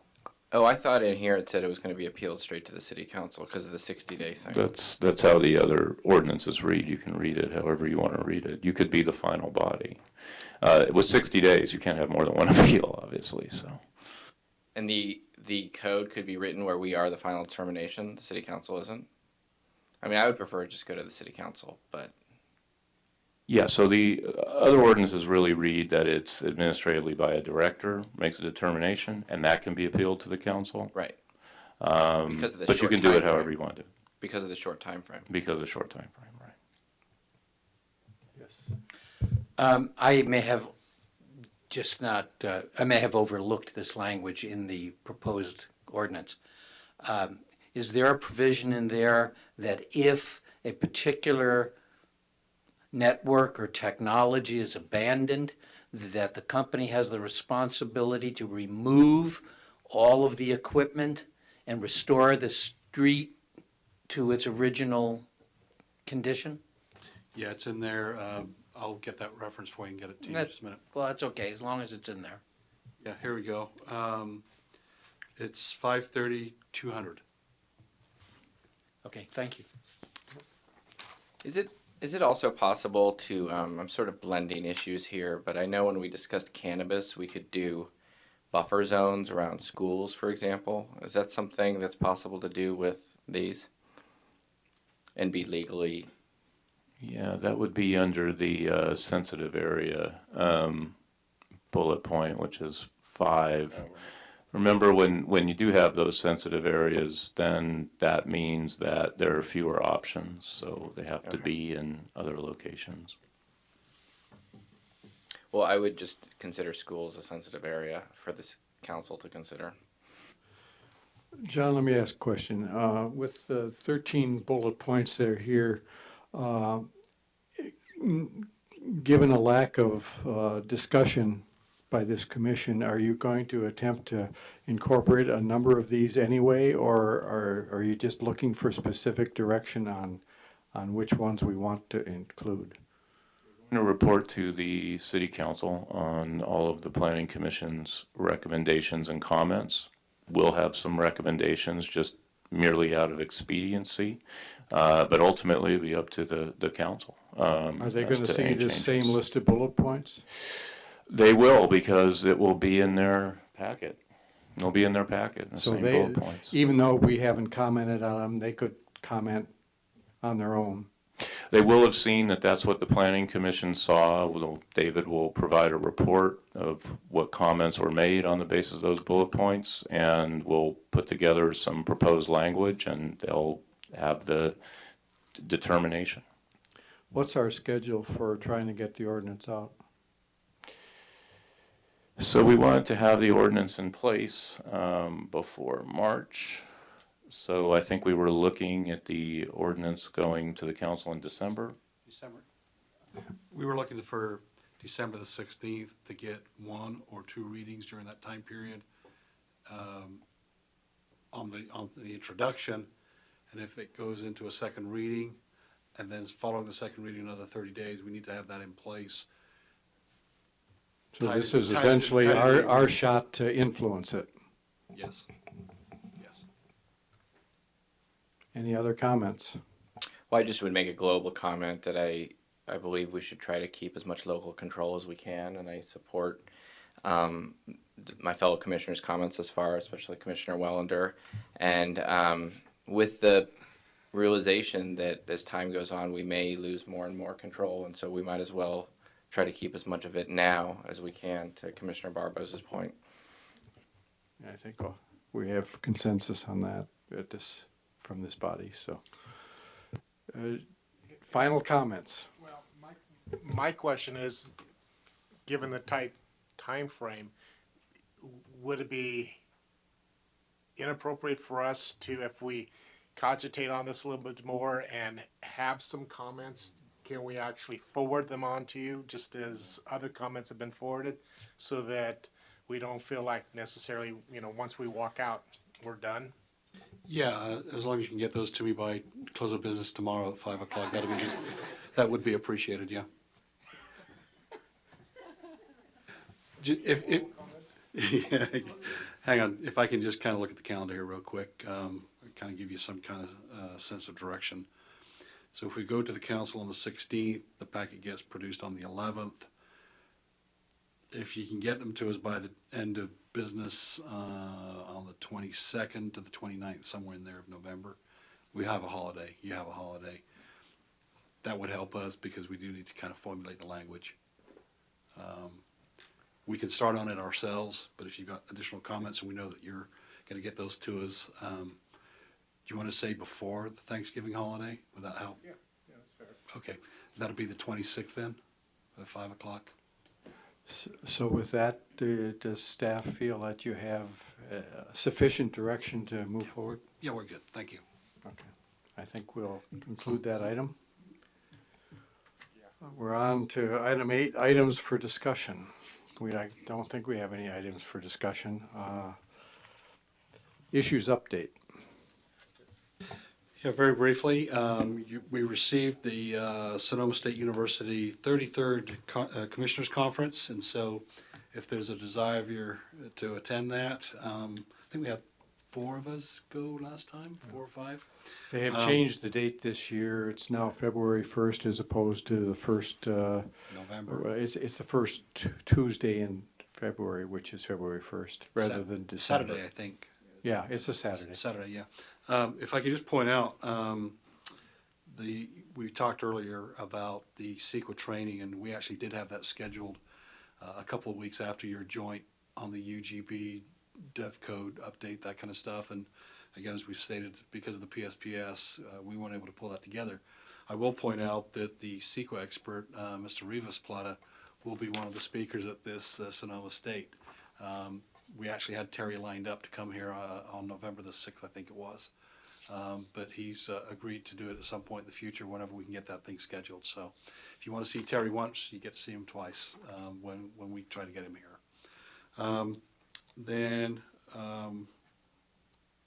That concludes my comments, because I was going to talk about rescheduling of the UGB, but it came up earlier. So thank you. Concludes my comments. Comments from the commission.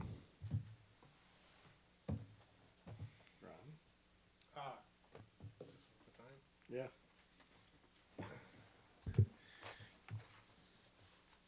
Can we overrule the tent at Hop Monk? Because it's ugly. And it apparently was constructed not with what the expectation was presented to staff. And I don't appreciate applicants, going that route. And certainly, we work extremely hard. We work extremely hard now to protect our community on aesthetics, and we've been spending a lot of time regarding 4G, small cell, whatever. And then all of a sudden something like that pops up in our neighborhood, and even on a short-term basis, they developed the site with an existing structure. They knew what the limitations were, and now all of a sudden they want to just expand. It's the same thing that I always never understood, why there was a new tent at the the Corneris Inn or whatever is across from Friedman's, the Lodge, why that was approved as an acceptable structure, because it evokes the wrong look, the wrong feeling. It's temporary, transient, half-baked, whatever you want to call it. So I'll let you speak. With it not being on the agenda, there's very little I can say other than there's a good probability that it will come to your commission sometime in the future. A temporary use permit was issued, but there are contingencies built in that short term, and it's very likely that I'll be referring that to the commission at a point in the future. Can I ask a question? If the tent that they got approval to put up for a limited period of time did not match the specs of what actually appeared, can there be an enforcement action to ask them to take it down? The short answer is yes, and I'm waiting to hear a response regarding that very specific question from the owner. Okay. David, I think that that essentially makes that whole patio indoor space, and it's going to put a lot more pressure on a very limited parking lot they've got down there. And that's a residential, it's a residential mixed-use kind of neighborhood. I think that's going to be an important issue on that tent. Yeah, Also, again, I want to refer you, go back to we need to be very careful about discussing the project. How long is the temporary use permit? 60 days. Thank you. And it was issued with the expectation that it would be reviewed by our staff in 30 days. Any other commissioner comments? If not, I'm going to look for a motion for adjournment. I move that we adjourn the meeting. Is there a second? Second. All in favor? Aye. Aye. Adjourned.